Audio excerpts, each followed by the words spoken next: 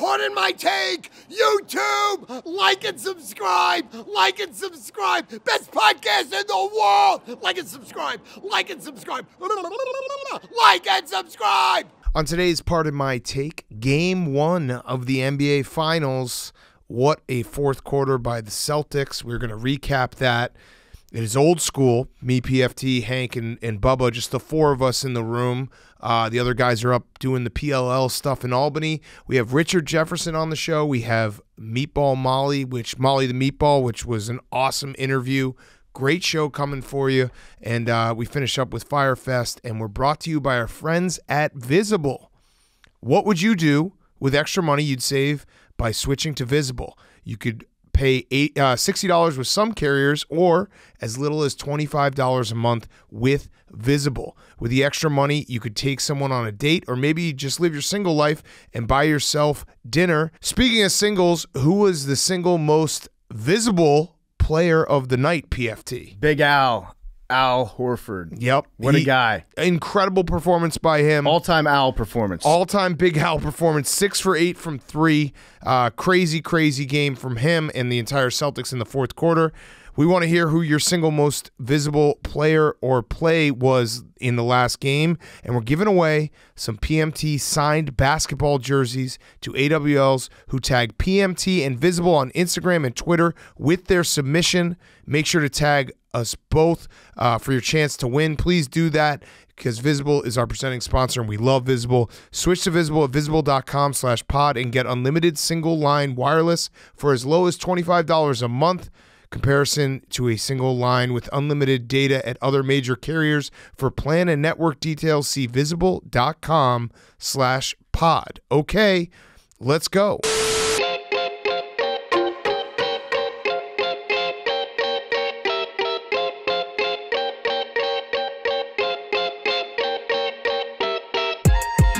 Welcome to Pardon My Take, presented by Visible. Go to visible.com/pod and get unlimited single-line wireless for as low as $25 a month. Also, if you tag us and Visible on Instagram and Twitter and say who your most visible player of the night was, you can win a signed basketball jersey from us to the AWL, so go check that out. Thank you to Visible for being our presenting sponsor. Today is Friday, June 3rd. Gemini. June 3rd, and holy fuck, the Boston Celtics just laid a whoop ass on the Warriors in that fourth quarter. Hank, go ahead. You're the star of the show. You were dead. And then PFT brought you back to life with washed Oreos. And how are you feeling? I'm absolutely elated. I'm floating on cloud nine. I really don't even believe what happened. I was so down. I was starting to not even watch the game, covering my ears with my hands because I just couldn't watch anymore. And then PFT, my savior, my guardian angel, came over and he said, "Here, have an Oreo." And he handed it out to me, and they said, "Wait." Took out his water. He said, "Let me, moisten it up for you." Yeah, he washed it for you. He washed it, now Hank handed it to me, and it just hit the spot. And then the Celtics flipped the switch and just dominated. I put some stank on that Oreo for you too. Extra water. No, Hank was dead. You cheated it? Oh, Hank was passed out on the couch. He looked like he was getting the spins. He looked like he was bringing back planking. And I came back and I thought, our dear boy, what has happened? What have they done to my boy? And it was good to see rise from the dead. I actually looked up the score since the washed Oreo. The Celtics went on a 54-28 run. Yeah, it was nuts. 40-16 in the fourth quarter. It was. The Warriors, after like a crazy third quarter where the Warriors were like 39-14. Yeah, the Warriors felt like they had everything going. Steph Curry was incredible. First quarter hit 6 threes, which is, I think, it tied a record for a quarter. And it looked like it was going to be the Warriors' night. And then the Celtics came out in the fourth, could not miss. They started 7 for 7 from 3. Al Horford, Derek White, Peyton Pritchard, they were just hitting everything, and their defense was incredible. Like, they completely locked down the Warriors. The Warriors couldn't do anything. I have a question for you, Hank, a little subtle thing that Ime Udoka did going into the fourth quarter. Did you realize that Marcus Smart didn't check back into the fourth quarter till there was 3:47 left? He basically was like, we're going to come back, but we have to do it as a team, not with one guy. and it worked. Like, they played team ball, and also, I don't understand what the Warriors were doing, where, like, Peyton Pritchard was on Steph Curry because Marcus Smart was on the bench, and they didn't attack Peyton Pritchard the entire fourth quarter. It was crazy. Like, they just didn't. I don't know why they didn't attack him, but he basically let them have Marcus Smart on the bench because he's obviously the best, perimeter defender. Yeah, I mean, Marcus Smart on the bench just chomping at the bit. I feel like that's not a bad coaching strategy for a guy like Marcus Smart. Like, have him on leash, and you're like, hey, all right, sick him, and then let him loose like a dog and let him out there and let him go out there and fuck shit up. And that probably wasn't like the play. He probably wasn't like, oh, we got to keep Marcus Smart on the bench. He probably was saying, we started the fourth quarter. Look how good we're playing. Let's not mess this up. It's nobody move situation. Right. Like, whatever's going on right now, we're going to keep this as is. But it worked. But it's also it's cool to see Marcus when he jumps off the bench because he does provide that spark. And when you leave him in too long, I feel like it becomes too much, Marcus. Yeah, it was a crazy game. I'm equally as stunned because. And Jason Tatum played horribly. Yeah, he did. And I know that, and Steph Curry played great, and I know that will be the storyline. Now, obviously, the Celtics we're going to talk to Richard Jefferson. He's going to explain, he actually kind of predicted this, which is a great interview, that you need those guys like Derek White and Al Horford to step up. And they did, and it was crazy. He also predicted, we'll save it for later, but the way that it's this a great game interview. Went, Richard Jefferson, the record will show he was correct when we interviewed him earlier today. Hank, you got to be feeling good. Billy, so we were saying earlier that Billy is probably feeling pretty good because Jason Tatum didn't play that well tonight. I actually think it's bad for Billy because they won this game, and that's just game one. If they do end up winning, they're probably going to win some of those games because Jason Tatum plays well, and they're probably going to give the MVP to Jason Tatum if that happens. Hank, it was a game of quarters, as it always is for these Celtics. Yes. Was it 2-2? Odd quarters. Yeah, 2-2. It was 2-2. So it's 2-2 going into the second game. Odd quarters bad, even quarters good. Okay, yeah, I love it. But you got to be feeling. That's last series. We've last moved series. on from the quarters. Got it. You got to feel confident though. Like, this was a game that if you won this one, some were saying it was a must-win for the Warriors. Yeah, I actually believe that. I said that. I said that when the Celtics were down like 15 and you were buried in the couch, had given up. I hadn't given up. I just was a little bit. You can't watch. Sometimes you can't watch. You were neck deep in that couch. You're watching buried. someone die. You don't want to watch that. But the NBA is like, it's all swings. I know. Once it swung, I swung back I up. did think that this was a must-win for the Warriors. I really did because the rest, So now they're done. Yeah, they might be done. Yeah, no, if you said it was a must-win and they didn't win it, they're then done. I think they might be done. Next game is a can't lose. I really do think that the way they lost this, and the fact that the Celtics had so much rest, the way the Celtics I know that their shot making, that's the thing, is you could play the game. Jason Tatum had a bad game. I don't think the Celtics will also go 7 for 7 to start the fourth quarter from 3 every game, but. What the Celtics can rely on and what they do better than anyone else is they lock down on defense. And that was it's like complementary football. Like when they start locking down on defense, then they start getting easier shots on offense, and it just avalanched on the Warriors. And I could be wrong, but I do feel like they've been playing up the narrative the Warriors have so much experience and the Celtics have none. That kind of goes out the door after the first game. If the Celtics had pregame jitters and it's their first finals and they're nervous, I don't think that carries over after the first game. All those feelings are probably out, and they realize now it's all right, it's a regular series. Next game's a regular game. I do think Jason Tatum. No, I think Jason Tatum. I think he was nervous going to this game. No, he was. You could tell. Yeah, you could tell from his first shot. Yeah, they're totally out because he knows he doesn't have to do it all himself. Yeah, he was super uncomfortable in the first quarter. And Steph Curry, you saw he was obviously experienced. I think every time Steph Curry breaks a record now, he's breaking an old Steph Curry record. Yes. That's the level that he's achieved as a shooter right now. Yes. He broke his own record for most threes made in a quarter of an NBA Finals game in the first quarter. And then Ryan didn't score in the second. Had the under. Yeah. Then didn't score in the second. Then he got tired. Maybe that's the playbook. Let Steph go off in the first quarter. Let him tire his shooting arm out. And then at the end of the quarter, I think he threw up that 70-footer. Yeah. Second quarter, he was fatigued, and the scoring goes downhill. I also think there's a chance Ime's greatest coaching move was having them not play defense on Steph Curry in the first quarter. Yeah, they didn't. So that way, once he was taking shots that were contested, it was rattling him. Give him a different look. Yes. Mm-hmm. Yeah, that's smart. That's actually genius because there were a few moments where it was you should guard Steph Curry. And no one was there. That's what Brad Stevens had cooked up today. Yeah. He was like, we're going to throw a real wrinkle at him. We're going to rope-a-dope him. You got to be feeling sky high, though. I can't believe it still. The way it all flipped, the way it went, because it wasn't even a gradual flip. It was dead domination. It was just shot, in a 5-minute basically period. The Warriors look dejected because the Celtics have had those quarters, throughout the entire playoffs where it's like they just fucking drop the ball 39-14, lose all the momentum, lose the game, and it's like they played well the other 3 quarters, but they had that one letdown quarter, and then boom, they actually just out-quartered the Warriors in the fourth quarter. Yeah, they out-quartered them. They drawn and quartered them. Like you thought 39-14 was good. Yeah, I don't know if it was 39-14. Also, that might have been from the credit to Big Al Horford. I mean, what incredible game. So he has the most playoff games ever played without playing in an NBA Finals until this year, and this was 38-24. This was Big Al's moment. You could tell Al Horford had been preparing for this moment his entire life. And he went out there and he delivered. And it's also fun to see him occasionally get the ball in the open court because sometimes he forgets that he's not a point guard anymore. Yeah. But there were like 3 or 4 like fast breaks where he tried to run the point, and it's very funny. It's like watching a deer trying to ice skate. He finished 6 for 8 from 3, and with 26 points, 9 for 12 from the field. That's the thing is I don't know what the Warriors' fix is on defense. You just hope that the Celtics shot 51% from 3. Mm-hmm. It was insane. Has there been a solid offensive player that has gone downhill as much as Draymond Green? No, we were talking about it. In 2015-16, he shot 39% from 3, and he was taking 3 a game. So it wasn't like he was just taking 1 a game. Yeah. And I don't know I think he had a couple injuries, a shoulder injury, but it's just nothing. Not like his offensive game.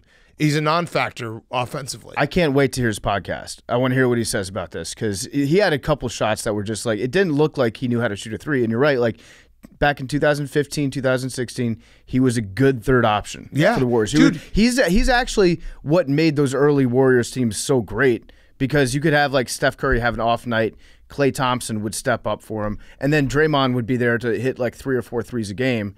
And there was no way to defend that because if you have 2 great players, occasionally you'll run into them when they're playing against other good teams that know how to defend. You'll run into games where they both are kind of either average or one has a really bad game. But having him as the third option was such a luxury for him. And now it just looks like he's allergic to the ball. Yeah, hold on. I'm looking it up because I remember in Game 7, which we're going to talk to Richard Jefferson about, another plug. Yeah, he was in Game 7 against the Warriors, against the Cavs in 2016 when the Cavs won. He scored 32 points and was 6 for 8 from 3. Yeah. He was a legitimate option. I like we're changing the game right now. We're plugging our own podcast during our podcast. It's a great interview coming up. This next segment is brought to you by Pardon My Take, the number 1 sports podcast that you're currently listening to. Molly the Meatball, great interview coming up in person. And she's brought to you by Pardon My Take. Yeah, also by Pardon My Take. She's brought to you by Richard Jefferson, who's brought to you by Pardon My Take. She sends maybe the best text messages of all time. She just signs them off in the funniest ways. Yeah. She says, be great. Be great. She said a few times. One time it was a Friday, and we were like, "Oh, we'll talk. We'll figure it out Monday." And she's like, "Be great, Hank. Go get that pussy." But she spelled with the money signs for the S's. Oh, that's nice. Wow. Wait, did she say? Oh, she did say. She said, "Be great, Hank. Go get that pussy with the money signs." Hell yeah, that's some good pussy. Yeah, that's high class. That's the best kind. That's the top of the line. That's the fucking Aston Martin Ferrari shit. Absolute delight. Love Molly. Yeah, shout out to Molly. Yeah, going to be a great interview. All right, so Hank, I actually do think the Warriors they can't lose Game 2. No, if they lose Game 2, it is now we're talking 4 or 5 game series. So I think right now it's too early to do the thing that we all want to do, which we kind of we dipped our toe in earlier and said the Warriors are dead. Fuck it, I'm just gonna say it. After Game 1, the Warriors are dead. They are. A whomping is on the table. Yeah. No, I mean I expect obviously the Warriors' best effort on Sunday night because it does feel like they have to win that game. They're going to win the next game by 30 points. Yeah, each. I mean they probably will, but it doesn't matter because Celtics mission accomplished going out west and splitting. Yeah, you stole home court from them. Guess the line. What do they even say in the locker room after this? Are they just like, what the fuck just happened? What's the spread? I know what it is. Do you think they stand in the locker room and they're like, wait, were you supposed to get Al Horford? Who was supposed to get Al Horford? I think the spread got bigger. I think the spread is 4. Well, yeah, it closed, I think, around 4. It is 4. It is 4. Okay. Yeah. Damn. Ding, ding, ding. Damn, he's good. And the Celtics are now minus 182 to win the title. Wow. Crazy. Yeah. Whole thing was crazy. Any other? I still think the Nets should have whomped them. All-time bad take. It's gonna be all great. time. The Celtics win the listen, title. It's like you had them getting whomped in the first round. I've got a laundry list of bad takes that it's about as long as the River Nile, and this one is probably 1A. Yeah. You also should have felt good going into this series. Yeah, they got whomped. You should have felt good going into this series, Hank, because I have that Warriors future from the beginning of the playoffs, and I never win futures. Like, it's actually impossible for me to ever win one. So you should feel pretty confident just on that alone. Give me a percentage. 65. You're 65% confident. Really? I thought you'd be higher. Yeah, than higher. That. I would think you'd be higher like if I were you. 75 or 80. That's Because C-suite Hank it really talking. is like Sunday night is like a if free roll. it's a free ball, but then it's like it could flip. Like if the Warriors go then up the Warriors 2-1, can win like, one game. Yeah, 2-0 is a different story. 2-0 is over. 2-0 is like 85. 2-0 is dead. To put it in your speak as an executive, Hank, they had a good Q2 and Q4 today. Next game, they need to have a good Q1. It will circle back. Yeah, we'll circle back on Q1. Put Put a pin in Q1. We're going to try to hit all of our goals. And I actually they're still all gonna, don't know here's when what they're going to do. They're going to start and end. They're going to regroup. it's every 3 months. I have to ask NBA all the time. They say I mean, it's 4. Oh, 12 divided by wait. 4. We're in Q2. Yeah. Q2 ends in September. I don't know. We're in Q. We're in Q2. 1, 2, 3, 4, 5, 6. Yes, we're in Q2. No, Yeah, we're in Q2. March is Q1. 6. April, 7 is May, Q3. June. We're at the tail end of Q2. The spending for Q2 is done. No, yeah, the spending's done. But we already have to be Q3, ready for our yeah, Q4. like we're forecasting. Yeah. Yes, yeah. I'm thinking, dude, if we're smart, we got to be Q1 forecasting for 2023. the spending's done, but we need to hit all of our metrics if we want to come in according to all of projections that we've been going outbound to advertisers. That's for Q1 2023. We got like a week Like left to close on Q2. if we don't perform and at then the it's end on of to Q3. Q2, Q1 2023 is not going to be great. Well, you get all your money for Q1 and Q3. You get a rebate on Q1?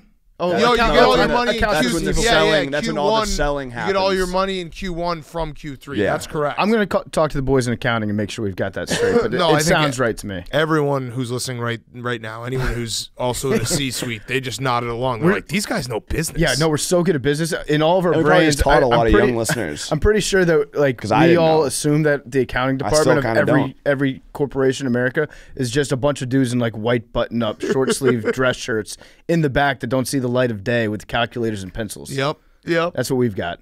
I'm still thinking about like what the Warriors are doing in their locker room right now. I'm still reeling from Q2 of summer 2016.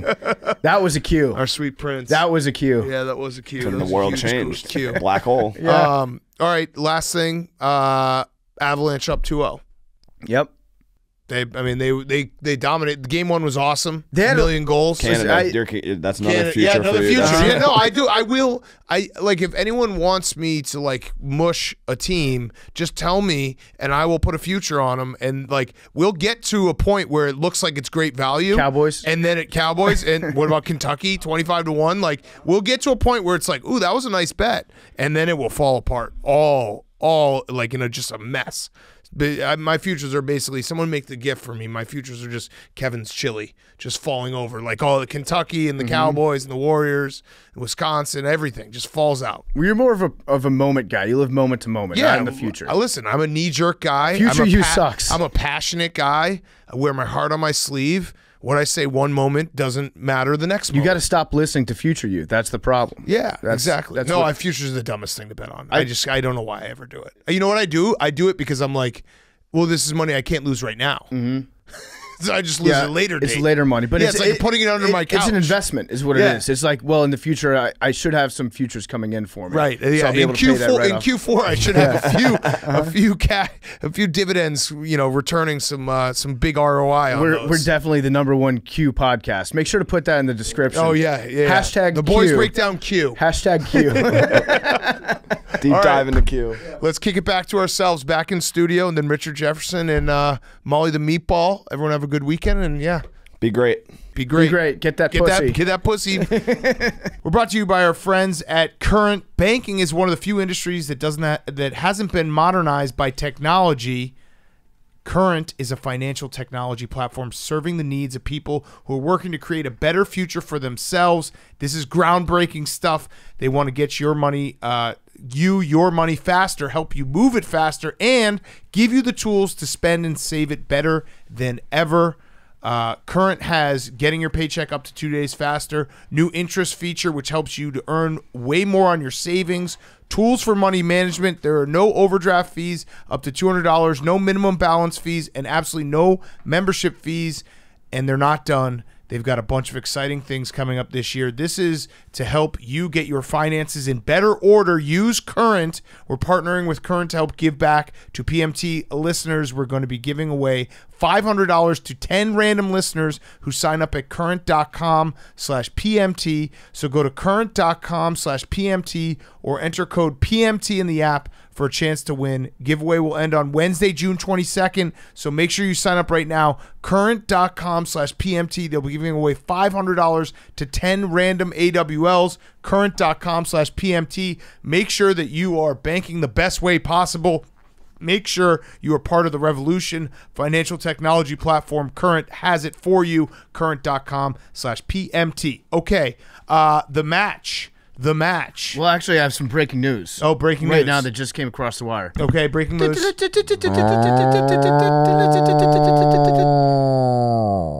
LeBron James is now officially a billionaire. Oh, yes. This happens every 2 weeks. Forbes magazine just wrote an article announcing it to the world.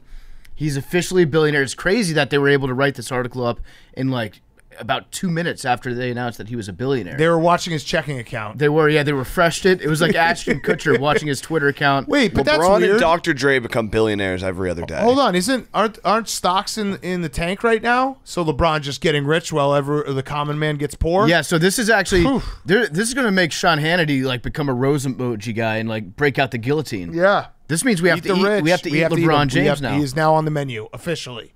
He's been added to the menu. Congrats to LeBron. Imagine being one of his teammates, like that's making like the NBA league minimum, and it's like this Which guy's is like a billionaire. an insane amount. Yeah, but even still, like Austin Reeves, I don't know. He's probably making a couple million a year. Mm-hmm. LeBron's got a bill.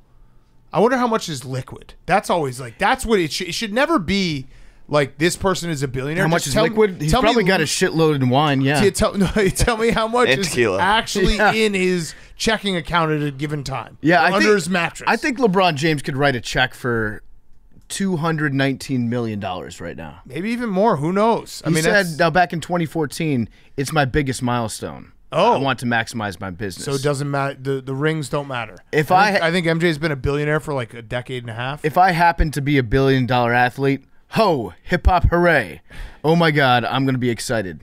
Damn. So hip hop hooray for LeBron James. Next Taco Tuesday is going to be sick. It is. Listen, we make a lot of fun of LeBron James, and we're going to continue to do that. It must be pretty cool though to like grow up super poor and then and then look at it and you're like, I'm a billionaire. I think that might be the understatement of the year. It must be cool. It's very cool. Go from nothing to a billionaire. But LeBron is he's going to put up like 17 Instagram stories where he's just like looking at his phone, just shaking his head while his kids are in the background crying because they're hungry.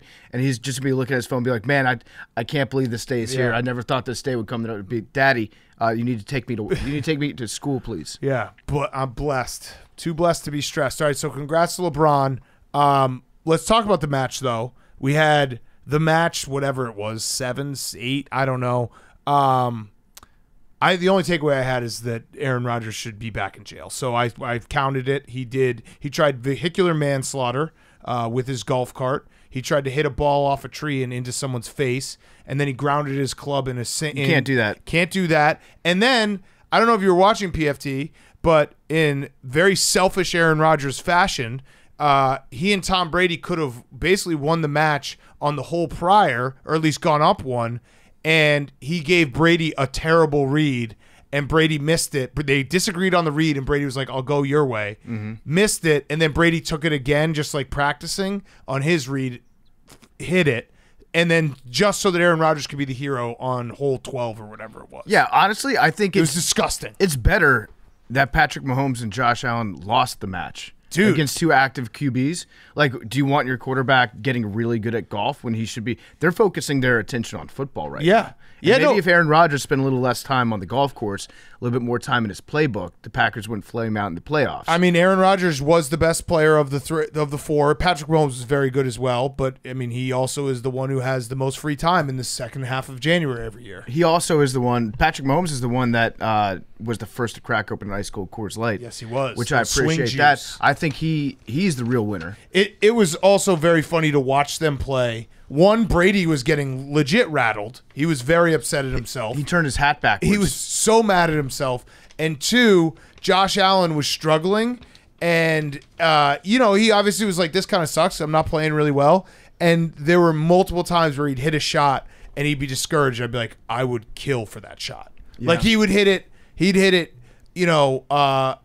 past the hole, 20 yards past the hole, but it still is a fine shot that you can chip in. I'd be like, that shot was insane. Mm-hmm. And he's like, this sucks. I'm terrible. Yeah, listen, if you're like remotely playable at golf, that's like, there's a difference between people that just completely suck and go out there and, I'd probably hit like a 140. I'm golfing tomorrow. I'm probably going to hit like 140. Mm-hmm. And then there are guys that can go out and you got 120. That can go out and enjoy themselves playing golf. Josh Allen's good enough to enjoy himself while he plays golf. Right. That's all I ever want to do. That's what most people should aspire to. Hit like, I don't know, half the holes, you hit it, you play inbounds. That's what I'm going for. I would say, like, if you can not lose a ball on 9 of the 18 holes, that's a good day at the golf course. That's a great day. But yeah, isn't it like a little alarming if your quarterback was like basically a semi-pro golfer? Well, I would not like that. Well, here's that's what every athlete does in the offseason. I think it's they do it because every athlete sneaky golfs more than anyone even realizes. Because it's the only place they can have privacy, right, out in public. And they can join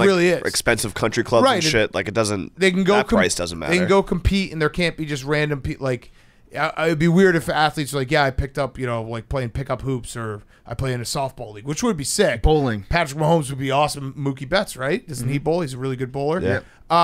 But I do feel a little vindicated because I did have multiple tweets from unbiased people saying that Aaron Rodgers is absolutely miserable to be around because he was the least talkative of the group. He was surly. He was Aaron Rodgers. Yeah. Like Brady, as bad as he was playing at times, still was interesting and still was trying to put on a show. Aaron Rodgers just went for a paycheck. Fucking jerk. It's sad. Very sad. It's sad that that's the only reason you could get Aaron Rodgers to do anything. I think Jackson Mahomes should have been out there. That would have been fun. Just like they should have paired Jackson Mahomes in a golf cart with Aaron Rodgers. Well, what they should have done is they should have had they were doing, if you get one mulligan, and to get the mulligan you have to hit a big cardboard cutout of Charles Barkley with a football. If that had just been Jackson Mahomes dancing, that would have been funny. Yeah. No, Jackson Mahomes should have. Can you imagine if Aaron Rodgers was brothers with Jackson Mahomes, how quickly he would have killed him? Yeah.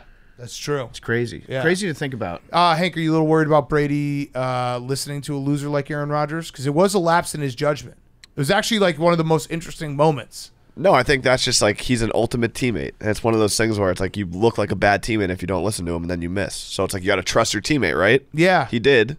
He was wrong. What happened? Yeah. He was wrong. I also thought it was just hilarious that they decided to have fans at that, and people almost died. People almost died. Every single drive was just going way right, and Mahomes, the first one, I think they got good at calling for. Mahomes just didn't, or it was Josh Allen just didn't call for his first one, and it almost killed the guy. He actually had a moment where I'm pretty sure it was a Bills fan. That's why they're the best fans ever. He hit one to the green, past the green. And I'm pretty sure a Bills fan just kicked the ball back onto the green. He did. And then Josh was like, that was Bills Mafia. I appreciate that. That was great. But yeah, I'll still keep tuning in. Those guys are, such crazy superstar athletes to watch them compete and watch them be frustrated just like the rest of us and like pound Coors Lights just like the rest of us. It was cool. I had fun. I like the sandbaggers just because they talk more. They talk more shit like during it. Like those are the true. Oh yeah. It's you wish they were really like they fuck go like all the way. Talking shit to themselves, because that's what golf ultimately is like you hit a bad shot and then you're just motherfucking yourself. On these they have to be a little bit more like jokey, haha. It's fine. We'll get in the next shot. Yeah. But like that's why the sandbaggers that Biz and Witt do are so funny because they just like. Every single shot, they're just like motherfucking themselves and try to get each other's heads. Yes, yeah. It's very funny too. Like just when you're watching PGA golf, how close they get when a guy's like, maybe he hits the ball like off the fairway 10, 20 yards, and they line up like right next to his path that he's shooting to the green because these guys are professionals. They were doing that exact same thing in the match. Yeah. Where it's like tough shots out of the rough, and guys are just like begging to get hit in the face with the ball. Yes. Oh, yeah. And it's like they have the club speed to be pro golfers, but you can just, like, that's the difference. You know, it's the shot making, abilities. Like, they're not even close. Mahomes. They have the physical attributes. Yes. Yes. Mahomes was really fun. He was very impressive. I thought. Like I knew Rodgers had golfed a lot because he's not playing in the back half of January. Mahomes though, for being that young, like he's a pretty fucking good golfer. They said that Tom Brady's club head speed, I think it was on his first drive, was faster than the tour average. Whoa. Fucking crazy. Damn. I think that was Rodgers, but that's all right. We'll go with Brady. No, it was Brady. It was definitely Brady. Okay, other stories. The Rangers shit pumped the Lightning game 1. Memes is not here right now. Billy, Memes, and Jake are up doing PLL training camp, which should be very funny. I think Billy and Memes are both getting in the pads, playing with some professional lacrosse players. But I'll say it for Memes. He was trying to be like, oh, it's just game 1. 2 things can be true. I think the Rangers are for real, and 2, I think if you aren't betting like everything on Friday night for the Lightning, this is like a 100-year storm. Yeah, the streak will continue, right? So they're gonna win. They don't lose back-to-back games. I got absolutely fucked up on the scheduling of this. Why? Because the Rangers played at home last night. Yeah, you got hanked. Yeah, I got hanked big time on it. They had more points. I literally looked at it and I was like, this doesn't make sense. I was assuming that was going to be on the road. But yeah, I think there's no chance at all that the Lightning roll over for another game. But the Rangers, everyone was like, the Rangers are a little experienced. They thought that they could come in here. I think it was Biz that was like, they thought they could come in here and swing their dick around with Sidney Crosby. He thought they were too young. He thought they were too inexperienced. But I think they've reached the point now where like, they don't know how big the moment is supposed to be that they're in right now. Also, so they're playing loose and they're ready to go. Just know that whatever our good friend Paul Bissonnette says is wrong. There's never been anyone who's been more wrong about a playoffs than him. I think he had the Panthers. I think he had the Flames. Leafs. He had the Leafs. He had the Rangers losing to the Canes. He's had every single wrong pick. The Penguins. Yeah, between him and Mr. Ice, if you just faded the 2 of those guys, you'd be LeBron James, billionaire. And then the last thing I had before we got to Richard Jefferson and Meatball Molly, great interviews. We had what seems like the last final anecdote from the Tommy Pham, Jock Pederson feud. Mike Trout was a commissioner, and Tommy Pham claims that he was a bad commissioner, and he didn't do everything that he needed to do. And then we had a big debate about commissioners in fantasy sports, which I contend – like everyone should hate their commissioner. That's the role of the commissioner.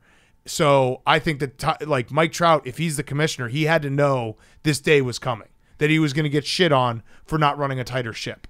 I think maybe Tommy Pham's wife has alopecia. That would have been a great story if he had just been like that. That's why I beat the fuck out of you in the outfield.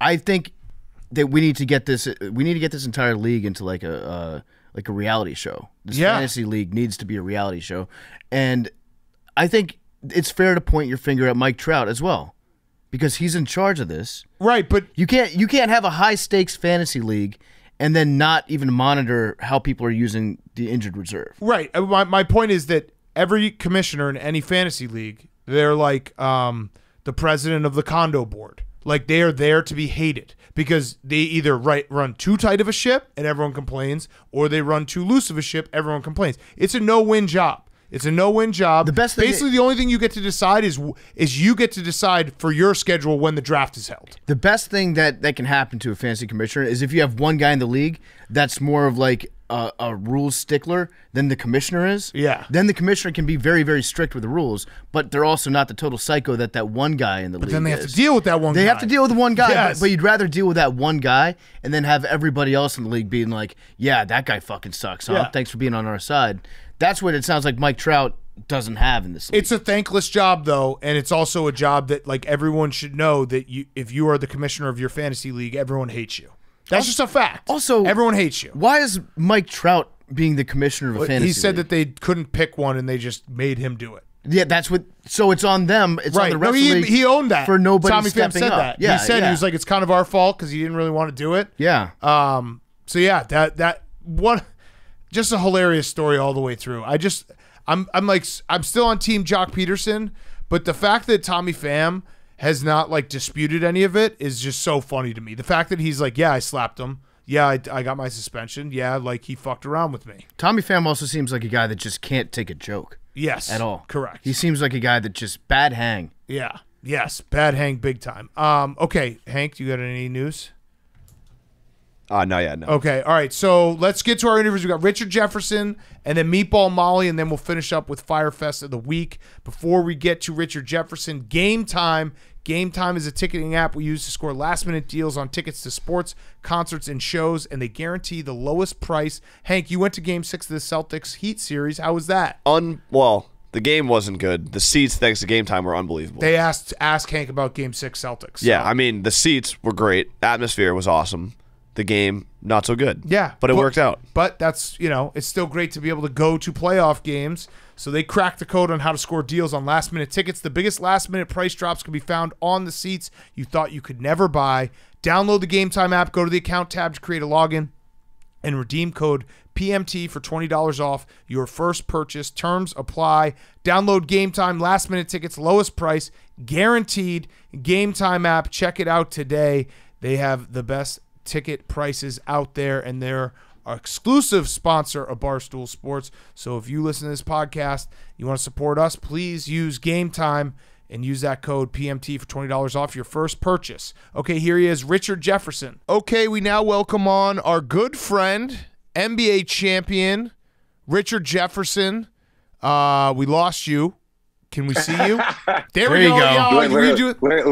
Literally, the timing of it. Do not disturb. All right, hold on. That's nice and dramatic, though, for a YouTube watcher. Yeah. It's like we announced the name. Boom, there he is. Boom, he's gone. Yeah. He's back. RJ. Yeah, I'm sorry. I'm on Do Not Disturb. What's going on, guys? He's here. He is live from San Francisco, getting ready for the NBA Finals. Let's just put in a little caveat for all of our listeners. We're taping this before Game 1. They're going to listen to it after Game 1. If we screw up and say a bunch of things, That's a setup. Oh. It is. It's a setup. But I wanted to just put a little timestamp on it. All right, let's just jump right into it. We're very excited. What are the vibes like right now? Let's get a vibe check of San Francisco, Media Day, the teams, everything. You know what? I can't speak on it from the player side, but it's like I would not be surprised if COVID affected this NBA Finals. No. I would not be surprised. And that's a bump. Just because there's a lot of media members. I think Jeff Van Gundy now has COVID. There's been different people in the media stuff. I'm not going to give up people's personal stuff, but even our show on NBA Today, we were supposed to fly in today. We were all going to go do dinner at Malika's family's house here in Oakland. That got kiboshed because multiple people on our team. So that would be not funny. That would be an interesting thing to watch is that. Jesus. Okay. That's a real bummer to start with. That is, that's tough. Now, I was actually just reading about you the other day because there was an article that came out recapping one thing that you said that I took umbrage with, and I wanted to confront you on it face to face like a man. You said that you would pay money to hit Skip Bayless the way Dylan Brooks injured Gary Payton. You think you could beat up Skip Bayless? Okay, first of all, I didn't say just like punch him. I was just more saying like let's give a little context. It's just imagine like him going through the middle. Now look, Skip Bayless is in great shape. He is in outstanding shape for someone his age. Let's just I would put a period. No, period. No.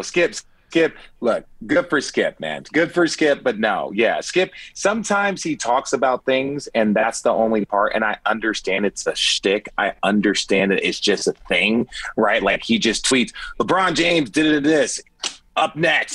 It's like, dude, that's not even real. That's not even that's not even real anything. You're just putting stuff out there. And so every once in a while I have those moments where he's something and he's like, that type of shot, that is an easy shot. I'm like, wait, what? Come on, bro. Like, and the way he calls out players, and it's just for every once in a while, like add a little humor to it. You know what I'm saying? Well, like you guys call out everybody and you add humor, and I love you guys for it. Other people want to call out people and do it in like this aggressive, angry way, and you're like, bro, that's not it.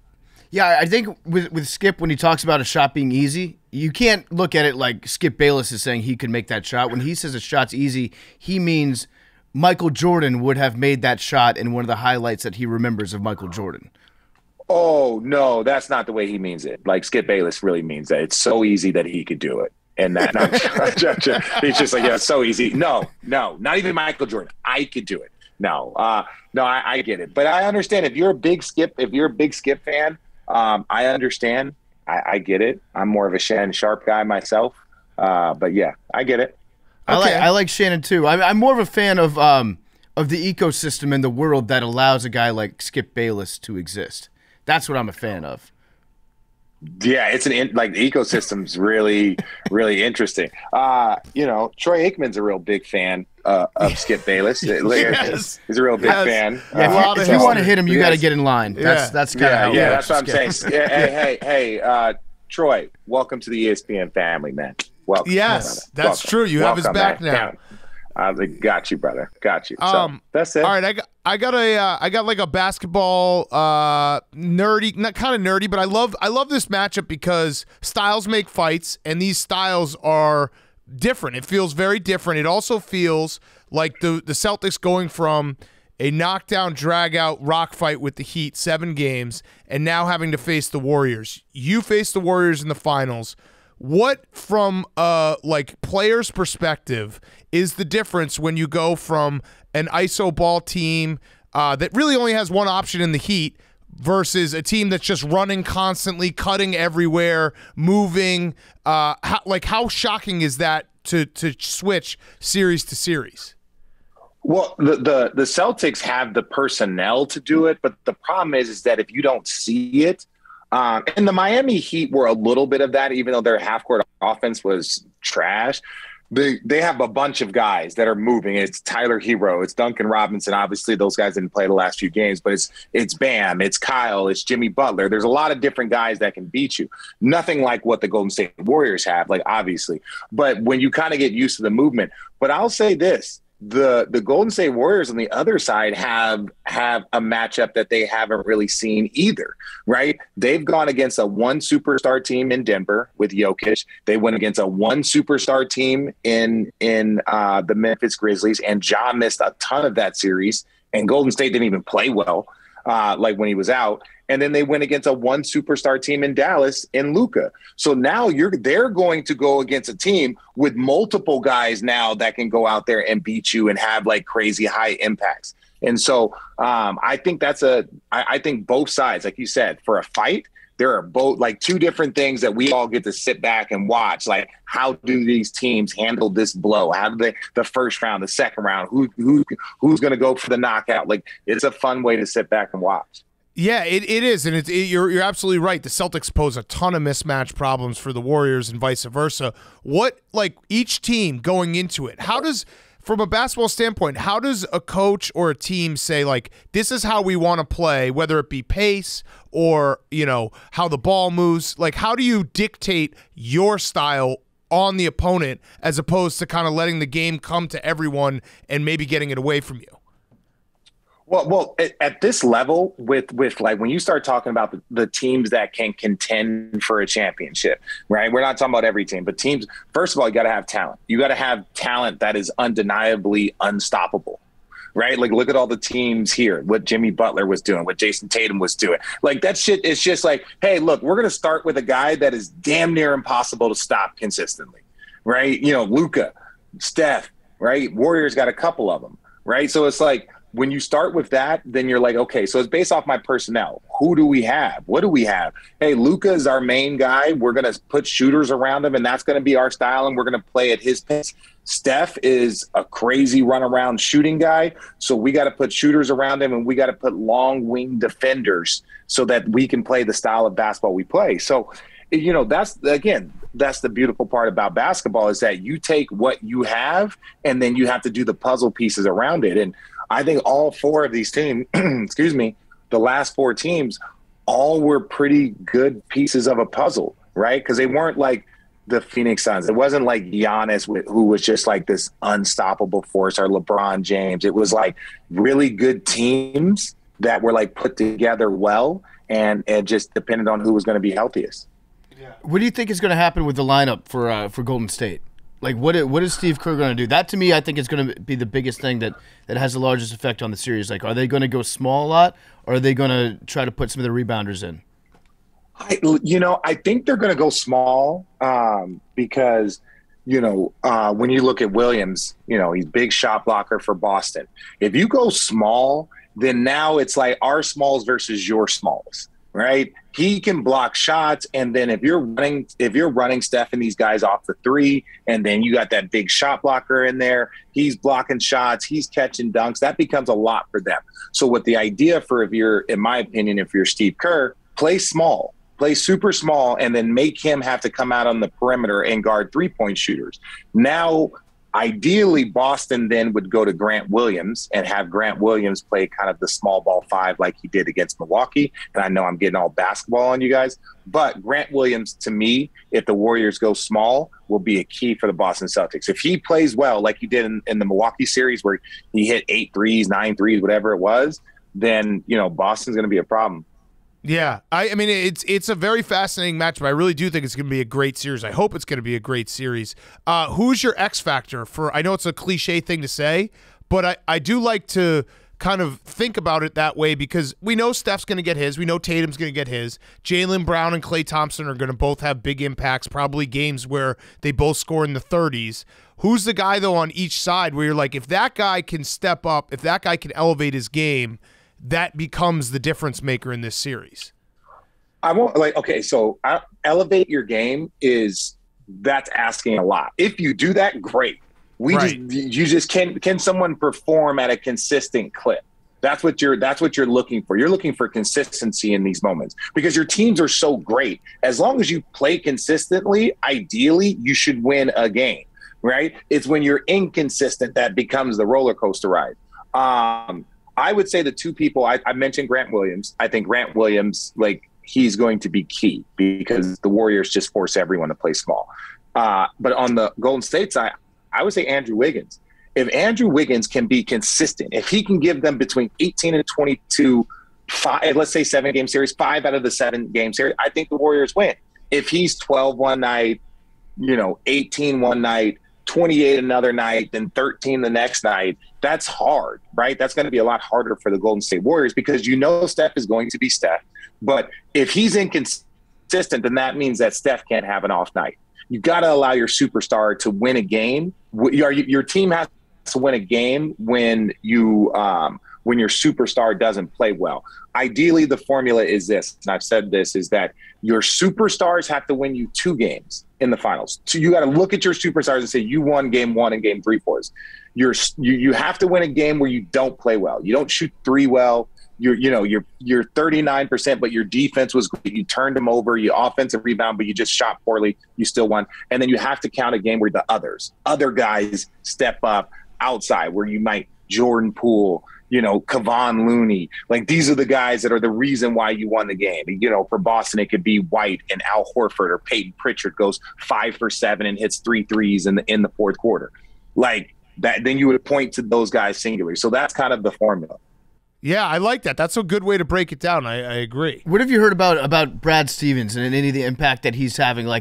We always like to think of him as the wizard behind the curtain, and Ime's done an awesome job this year. But does he have any day-to-day involvement with the team whatsoever? 100%. It was a passing of a baton in a relay race, right? That's really what this was. It was hey, I want to go to this space in the front office. I want somebody that I believe can take these guys to the next level, right? And this is where again, I'm not going to go too deep into it, but for a guy like Brad Stevenson, it's hey, if Stevens is I want this guy to take these guys maybe where I couldn't. I'm going to pick my successor. I've got these guys primed to be ready. They're basketball IQ. This is X, Y, and Z. I need someone that can push them where I couldn't. And you find that guy and you believe in Ime Udoka, and he has proven like Brad right. And so I think that that's a compliment to Brad to say like, hey, somebody else needs to come in here and push these guys in this group where I could. Doesn't mean that Brad couldn't win a championship as an NBA head coach. That's not what I'm saying. What I'm saying is this group right here and where Brad was, he said, I'm not the guy. No different than Jay Wright stepping down at Villanova, right? It doesn't mean that the guy can't still do it. It just means that he just wanted to be in a different space. So but he's still there in the day-to-day, every single day. I thought it was very classy how he walked away, picked his successor, didn't have to take a full year to make everybody like watch him and praise him and give him gifts everywhere that he went. He just kind of went off, on his own. He's like, okay, I'll stay behind the scenes now. I think certain college coaches could learn a lot from how he conducted himself.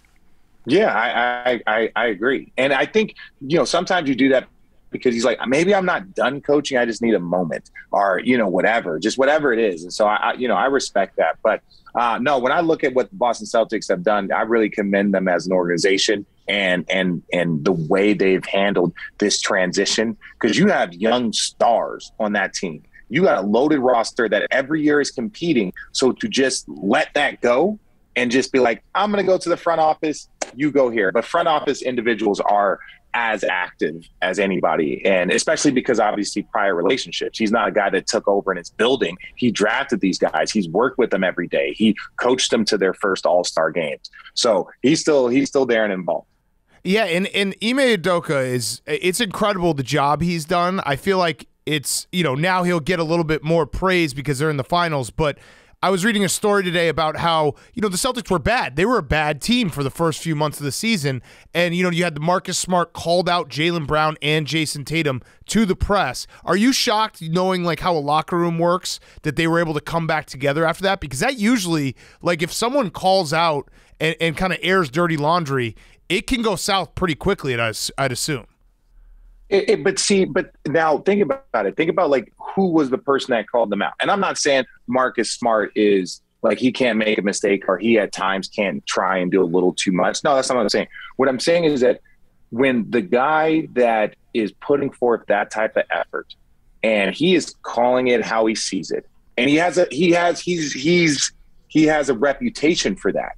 And so for him to get up there and how he did it, like Jason Kidd called out his guys, hey, we need other guys to step up and show up. It can't just be Luka with 35 and 45. We need other guys to step up. Like, that's a fair statement for a coach to say. And people are like, man, our guy's going to feel like he's going at him. And he's like, no, he's just telling the truth. And so when I look at what Jaylen Brown, or the way that Marcus Smart called him out, he did it. He's like, look, teams know that these guys are scorers and that they don't want to pass the ball. We hear the other team saying that. Until these guys become playmakers and become basketball players, it's going to be tough. And so I think until those guys embrace that role, and they did, and then their defense and Ime and so many other things started working out, and it just became amazing. Yeah, and it was in the story, basically, Ime went to Marcus Smart and was like, look, you said it. You got to own it. Don't run from it. Like, this is, it became a galvanizing moment where they opened up lines of communication that weren't there previously. And I also, in like reading his style and everything, it seems like he pushes the buttons where he holds everyone accountable and he's tough, and the defensive-minded like side of it, because you can tell me if I'm way wrong, but in the NBA, it feels like everyone has their offensive skill set. Defense and being good at defense is a lot about effort. And, like, do you want to try possession to possession and, like, put in the work to play as a cohesive unit on the defensive side? Is that fair? Yeah, it's fucking hard as shit playing great defense at that level. Like, with Steph, you could chase him around for 22 seconds, and you could play perfect defense, and he hits one of the most ridiculous shots. And guess what? You got to go do that shit again. And you got to do it again and again and again. And so to put forth the type of effort that it takes to win a championship, look at these guys. These guys had to go through KD. Think about it. There's no night you get a rest if KD and Kyrie have the ball. There is no night that you will get a rest if you get Giannis next round. And no Middleton. I think that Milwaukee was the best team this year. If they would have had Middleton, they'd be in the final right now. But Like, you had to go against a guy that was just dropping 40 balls on everybody. Then you get to the conference finals and you just have a slugfest, like Rocky Balboa versus freaking Apollo. No one's dodging. Everyone's just punching as hard as they can against Miami. And your reward is the Golden State Warriors, who's been waiting a little bit. Like, to play the type of defense it takes, you have to be a cohesive unit. You have to be able to be honest with each other. You have to be able to accept criticism. And when a coach says you were piss poor, you let your teammates down, this is not what we're supposed to do. You know better than this. You can't take it personally. You just have to own it, because your goals are so high that the only way to do it is to try and achieve perfection. Yeah. Yeah, so you could look at it as the Celtics. They've played all these very, very tough teams out of the East, and their reward, like you said, is now they have to play the Warriors in the finals. You can look at it like, oh shit, these guys have got to be exhausted, or you can look at it like they're battle tested. So which way do you think it leans? Like, could this be a net benefit? I guess it depends on the team and the makeup of the team, whether or not they're exhausted by this point, and or whether or not they're just like more motivated and tough because of who they played. I think they'll be tougher in the beginning, in the first 4 games. And I think as it continues, if it goes whatever, the next 3 games is where they get fatigued. That's where they get fatigued. Because when you show up in this, like, those guys have been fighting for their lives every single night. They've been fighting for their lives for over a month, right? Where the Golden State Warriors, they weren't really worried about Denver.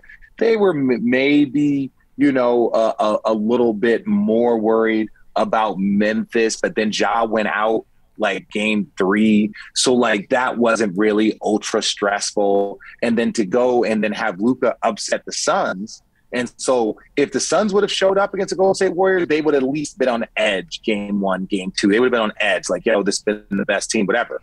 But no, Luka beats them in 7. So the Golden State Warriors are waiting, and they know that they can beat Luka. They know that they can do that. They just have to just not be idiots. And they do it. So they were never under any real like crazy stress for how great they are.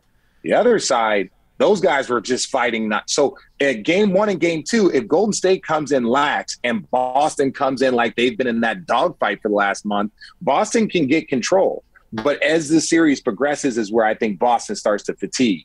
And so they got to come out and hit first, because the longer this series goes, it's not going to favor Boston. Yeah. I got a question about Steph.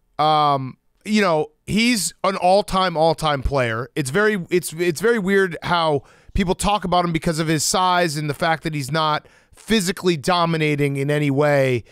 I feel like everyone's always hesitant to put him in like, greatest of all time. But when you played against him, like, the amount of attention that is needed for Steph Curry when he's on the court, is it just off the charts where everyone always has to know where he is? Because that's the crazy part about Steph to me, is like, even if he's not making his shots, he makes the entire defense go towards him at all times.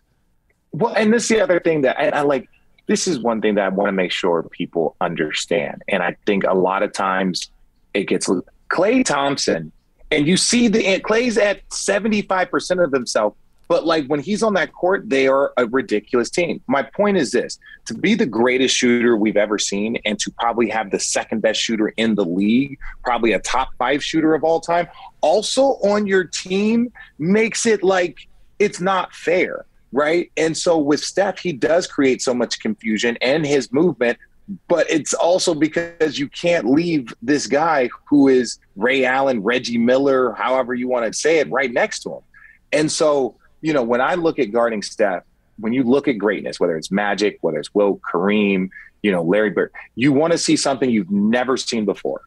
There is I think the closest copy that we ever had was Kobe and MJ, but if you really studied them, they were different. They just played the same style. Like, MJ was far more efficient, all the different things. And so when you look at that, it's like, dude, Steph does things we've never seen before and probably never will, not at the same clip, because that's what makes him Steph. So I don't like it when people only look at greatness as like physical dominance. You gotta put skill. You gotta put skill in there, like skill. Like, he has a skill set that is greater than anyone we've ever seen.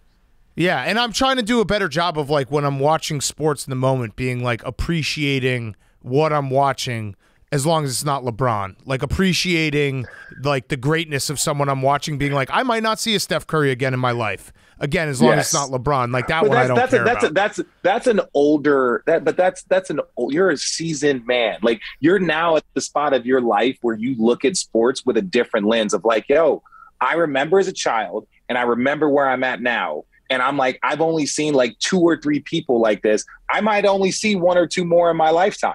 Right. So you should sit back and enjoy it and embrace it, you know, especially a guy like LeBron. You know, that's for you. I think it's I think that'd be a really big step of maturity. Big Cat, you can do it, bro. You can do it, bro. You can do it. No, thank you. And no, thank you. I'm definitely, there's going to be a moment in like 20 years where like my son's like, what was it like to watch LeBron? I'm like, just didn't watch it. You're like, it sucked. It sucked. You would have hated it. Yeah. You pretended to get cramps. I tell people right now, if you like, look, whether you like him or not, I'm not telling you to like LeBron. I'm telling you to watch LeBron. That's the only thing I'm saying. And if you okay. Well, this is the same. No, I love watching LeBron. We're not going to see it again. We're not I know. Are you going to watch him when he at least passes Kareem? Are you going to watch him when he passes Kareem this year? Will you watch it? Will you watch it? Yes, I will, and I've admitted LeBron's a good basketball player. There you go. I'm not saying you don't have to like him, bro. I'm not saying you have to like him. No, he's incredible. I know. LeBron actually passes a test where I do not like him, and then he's had moments where I'm like, holy fuck, this is incredible. Even that they had the anniversary of the J.R. Smith game, and looking back at that game and like what LeBron, I think he scored like 50 points, and it was just like 50-point triple-double against. Yeah, he almost beat the Warriors by himself. I remember thinking like, holy fuck, how is this guy doing it? So I appreciate him. Whatever. Listen, I love watching LeBron because you have to watch him to find all the stuff to laugh about later. Yeah, you know, like he gives you everything. He'll give you a game like that where I think there were like 6 games in a row in the NBA Finals where he put up stat lines that had never been done before. Yeah, and then he'll do the thing where he like lays down on the ground, pretends that his eye is out of his socket. Like he's dying.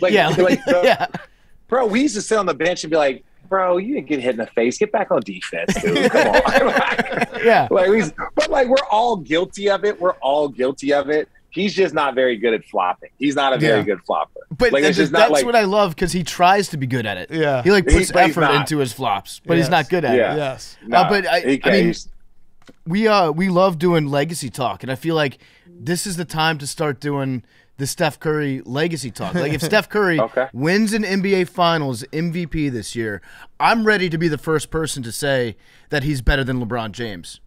Purely at basketball. You might be the first and last person to say that, so that's cool. I think Steph. I think Steph starts.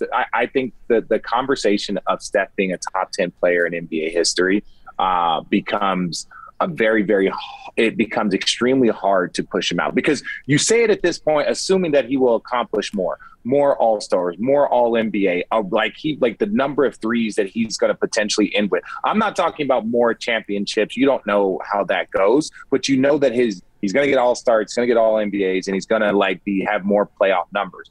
And so when it all ends and it's all finished, like I don't like the whole Steph change the game. Like he did, but like again, having Klay Thompson next to you, like your running mate, like having that, they together, the Golden State Warriors helped change the game of basketball and Steph. And on top of it, there were rule changes. And I'm not saying this to hate. I'm just saying that like to just singularly give him the credit as the greatest shooter is yes. But like I just watched that collective group do it together and put him in a position to let him fucking go. And Steph is one of the nicest superstars ever. But I just think collectively the Golden State Warriors, led by Steph Curry, changed the game. But what about this? If Steph Curry, if we start having the debate, like should he be in that top 3 conversation, then you can use that as ammo to be like, well, that makes LeBron's championship with the Cavaliers even more impressive because he beat Steph Curry, who is a better basketball player than him. Yeah. If you beat someone better than you, I see you. So you're saying that like that helps LeBron's legacy. I dig that. I'm gonna bring that up with Steph when I see him. Like, hey, like the LeBron fans out there really want you to win because it'll make it better that they beat you. Yeah. After you won the title with him, who was the biggest partier? in Cleveland? That because I feel like it was Delhi. I saw pictures of Delhi everywhere. You know what? We didn't really party after we won. That's what was so crazy. Like we did like some like family barbecues. Like we didn't like it was crazy. Like and you know we didn't really drink that much. We didn't really do much. It was like after we won, like everyone's family came, and then like we did like a couple of family barbecues, some like meet and greets, and then you know everyone just kind of went home.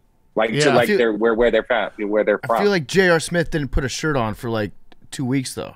Well, you know that was just the parade. At the parade, it was extremely hot out there, and so it was like you know there was tons of topless people, most of them men or J.R. You know, but not all of them. All right, I had two last questions. We drank our asses off. Like I was about to say you're full of shit. Yeah, 100% full of shit. 100%. I'm still hungover. I do have a question about Kyrie, and I'm sure you've been asked about it, but it may be a little bit of a different question. What is it about Kyrie that guys just love playing with him? Because that's Kyrie gets talked about all the time. And obviously this season was up and down with all the vaccine stuff and everything. But at the end of the day, it feels like everyone who's on his team loves playing with him. And I'm wondering if there's something that we're missing as fans that we just don't see that is like, this is why Kevin Durant wants to play with Kyrie. This is why some of these guys want to be around Kyrie when we look at it like, wow, what a headache. Well, there's two sides to it. One, from a skill side, as basketball players, we're all fans. Like once you're in a craft like that and you're doing it, we're fans. And when we see Kyrie play, we're all just like what the fuck? Like the things that he can do is very similar to Steph. They have very different temperaments, right? Like where, you know, Kyrie's a little bit more up and down. Steph is very like this. But as far as talent level, like we see like Steph go for Steph Clay. We see Kyrie go for 50 with like, you know, 70% shooting. And you're just like the things that he can do and the way he does it and the flair and the sexy and all that stuff. As a fan of basketball, you better love what he can do. Now, as a person, he's a lovable person. He is like, Kyrie has moments where like he just gets real introspective and he kind of like just becomes like more like he just kind of is in his own space. And we know that as teammates. And then there's times he's going to walk into the locker room and he's going to be the life of the party, singing, dancing, doing, you know, we've seen the Uncle Drew. Everyone knows Kyrie's got an amazing personality. And then there's times where he just gets a little bit more to himself. And that's just Kai, you know, doing that. And once you're a part of a team, it's all about like, hey, like, what do you need to go do what you need to go do? Hey, do you need to be by yourself for 36 hours and kind of just be in your own space? You're not like yelling or being a dick. You're just kind of in your own space, headphones on, watching videos, not really talking that much. And then you go out and score 35. I'm going to leave you alone. But like, that's the thing I think for guys that have played with Kyrie. Now, yes, is it, you know, has there been issues and stuff like that where like, you know, you want more consistency of one of the greatest players that we've seen in this generation? Yes, but ultimately he is a good dude, and I think he's more misunderstood than I think he'll ever get credit for. Yeah. The one thing I'm looking forward to that isn't being talked about as much is the matchup between Marcus Smart and Draymond Green, and not necessarily that they'll be guarding each other, but just the fact that these are guys that, like Big Cat's talking about the X factor. These guys are wild cards, right? Like they can help. They can be the reason that their team wins, and then they can be the reason why the game is delayed for like 3.5 minutes, and no one can figure out what's going on the court because everybody's fighting each other. So I love players like that. I'm curious to know like which one of these guys. Obviously, Draymond's done it before, and he's been there, and he's proven that he can step up when he's not kicking people in the dicks in the finals. But like between those two guys, which one do you think is going to have a bigger positive impact on the series? I think that Draymond is ridiculously important to everything that the Golden State Warriors are doing. But I think Marcus Smart will be in more positions to have a bigger impact, right? Like he's a scorer, right? So he's out there trying to score. Also, like there's multiple games where he led the Boston Celtics in shot last round. And then also defensively, he's going to be guarding Steph. He's going to be guarding Clay. He's going to be guarding Wiggins. He's going to be guarding Poole. So he's just going to be in a position to make more plays. So I look at Marcus Smart being a key, cog. Like Marcus Smart had great series for Marcus Smart. I think it's going to be hard to beat the Celtics. Yeah. So he's more likely to help his team win. Would he also be the one that's more likely to help his team lose? Ooh, I would go with Draymond on that. And that's, Draymond's my guy, but he's been in that position before. Marcus Smart has never done anything or hasn't got suspended during the postseason. So just purely going off prior history, I would say that would be Draymond. And Draymond, first of all, I got a little something with Draymond. Draymond said something the other day, yesterday, and he goes, look, we have never been beaten whole. We've never been beaten whole. And I'm like thinking to myself, and I was on TikTok and we were doing lives when I first saw it. And I was like, you were around for 6 of the, he was like, well, even in 16 when we lost, I got suspended game 5. I'm like, Draymond, you were there for 6 of the 7 games. Yeah. 6 of the 7 games. That's pretty damn whole. And if you're going to use that logic, which I never do, you're not going to say anything about when Kyrie hurt his knee when you guys won in 15, or Kevin Love not being there for the Cavs in 15. So that's not my thing is dude, you can't say, we've never been beaten whole when you've beaten teams that weren't whole. That's also, just, come on. Game 7 at home. They had game 7 at home. And whose fault was it that Draymond missed that game? Yeah. And they had game 7 at home. Yeah. You can't say we ain't never been beaten whole when you got beaten game 7 at home. That's it. You had a chance to win it right there. And you had you had a chance to win it. You were the greatest team in NBA regular season history, which I believe they were. I believe that they were the greatest regular season team of all time. Wow. Right? It don't mean a thing without a ring, right? That's the meanest thing to say. The way that you phrased it, it actually it sounds like you're insulting them when you say they're the greatest regular season NBA team of all time. You're just making your ring bigger, yeah. So they won the President's Trophy. Maybe. But no, look.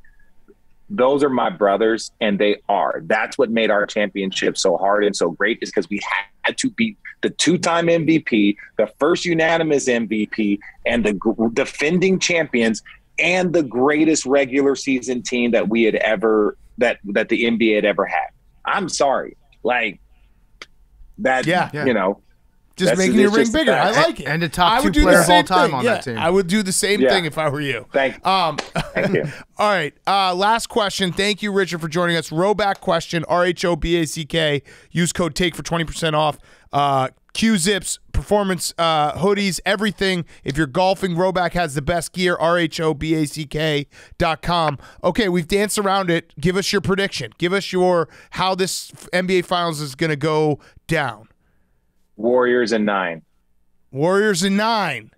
Yeah. The NBA would love to have a 9-game series. Adam Silver's trying to figure out how to do it, have it go all the way till September. Game 5 and 6 canceled for COVID at halftime. Yeah. No, 4 games are canceled at halftime for COVID, so that equals the extra 2 games. There we go. Yeah. There we go. Get that TV money. So give us your prediction. Come on. I'm going to Warriors in 7 in an overtime game 7. Wow. I said Warriors in 7 on Tuesday, and I've ever since that moment, I've just everything that's gone in my head has been I think the Celtics are going to win. But I'm sticking with Warriors in 7. But it is that good of a matchup.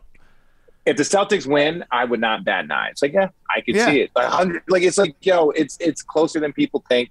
But yeah, they're good. Okay. Well, everyone check out RJ. He's going to be on TV. He's going to be traveling for the finals. We appreciate you always and your time. And next time in New York, why don't you come? That way we don't have to screw up the Zoom. It was on our fault. No, yeah, 100%. I'm in. Yeah. I'm in. All right. Okay. I'm going to hit you up. I'll come save. All right. All right. Have fun. Right. See ya. Peace, guys. Richard Jefferson is brought to you by our great friends over at Coors Light. We love Coors Light. Patrick Mahomes loves Coors Light. He was drinking on the golf course the other day. Coors Light is the official beer of summertime. If you feel like you always have to be on 24/7, sometimes you just need a moment to turn off and hit reset. That's when you reach for Coors Light. It's made to chill. There's only one beer out there that's literally made to chill, and that is Coors Light. The mountains on the bottles and cans, they turn blue when your beer is cold. People forget that the mountains turn blue. I don't forget it. You know why? Because you guys tweet at me all the time with pictures of blue mountains, which I love. Thank you. Keep sending us those. I want to see the bluest mountains out there. I'm having a personal competition amongst the AWLs to see who has the bluest mountains this summertime. Tweet at us, show us the pictures of your Blue Mountains. We love Coors Light. It's my favorite beer. If I'm drinking light beer, I'm drinking Coors Light every single time. It's mountain cold refreshment that's made to chill. When I take a second for myself, I reach for the beer that's made to chill. Get Coors Light delivered straight to your door with Drizzly or Instacart by going to CoorsLight.com/take. That's CoorsLight.com/take. Celebrate responsibly. Coors Brewing Company, Golden, Colorado. Molly the Meatball's coming right up. She's brought to you by our great friends at Roman Swipes. Roman Swipes is the secret to longer lasting sex. Roman Swipes are a clinically proven way to last longer in bed. They're effective, easy to use, and fast acting, but they don't require a prescription. Roman can ship swipes to you in discreet, unmarked packaging, and each swipes packet is small enough to hide in your wallet for whenever you need it. They're super easy to use. Just take the swipes out of the packet, swipe it on, let it dry, and you're good to go. That's it.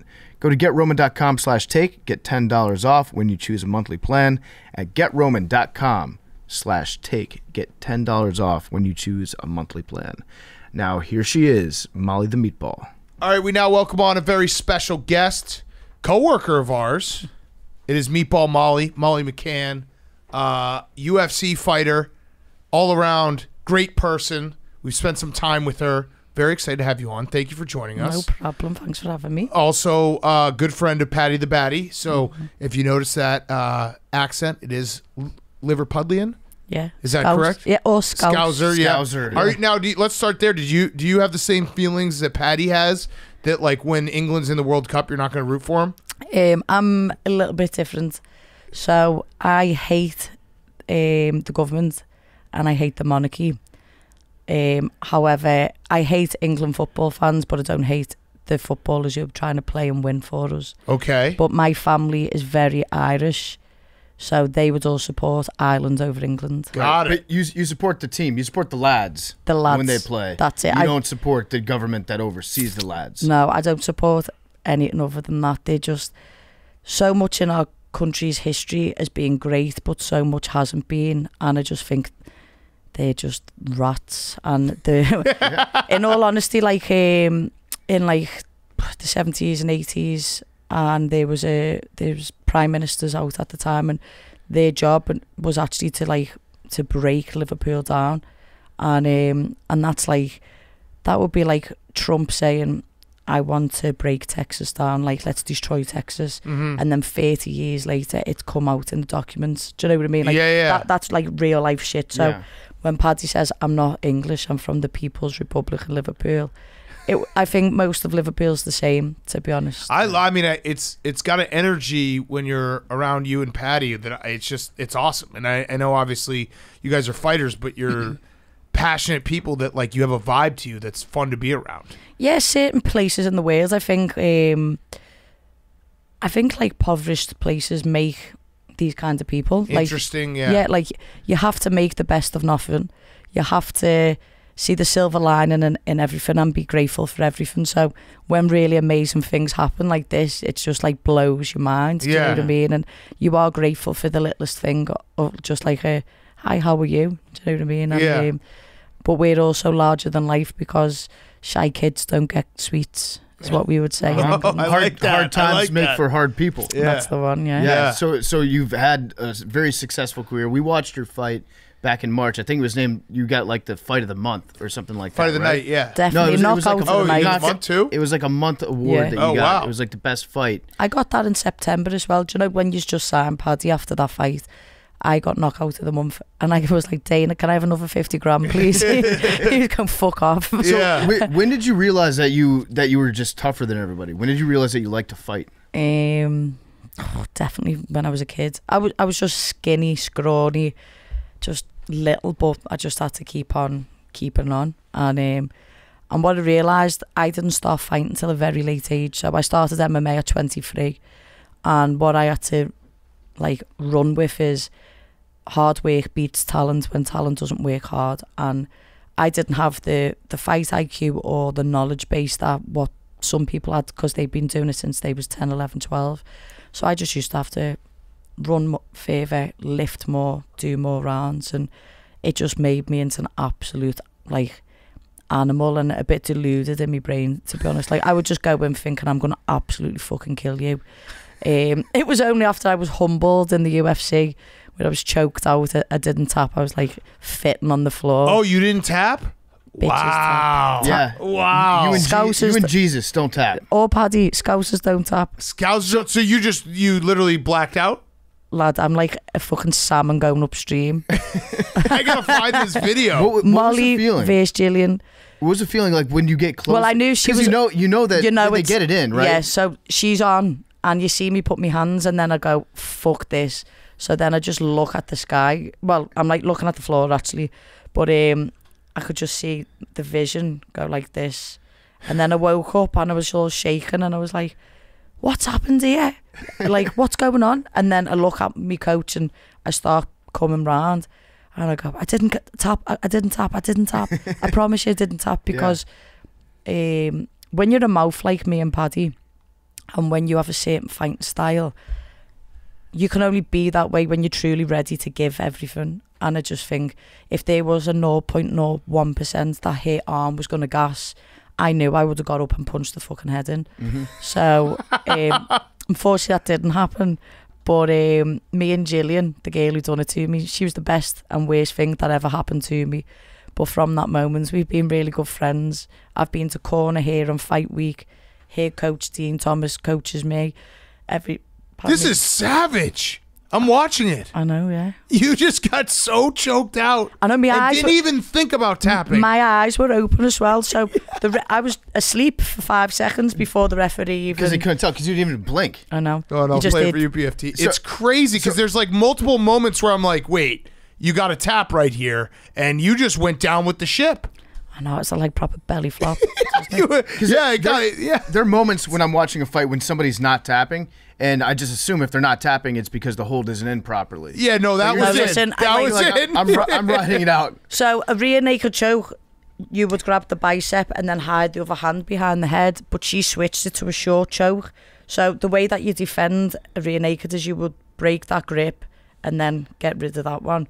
But on the short choke, it's like the blades across and you can't grab the hand to defend. So it's pretty much you cleaned out. And she was as experienced at grappling as I was striking. So if it stood up, I was going to knock her out. And if it went to the floor, it was like Conor versus Khabib. I'm not saying No, weird. but no, that's yeah. Like it was, Conor versus Khabib Like was very stylistically. similar. That you knew that once Conor went on the ground, it was going to be big time trouble for him. Yeah. So, what would you do though if it was an arm bar? Would you let your arm get broken?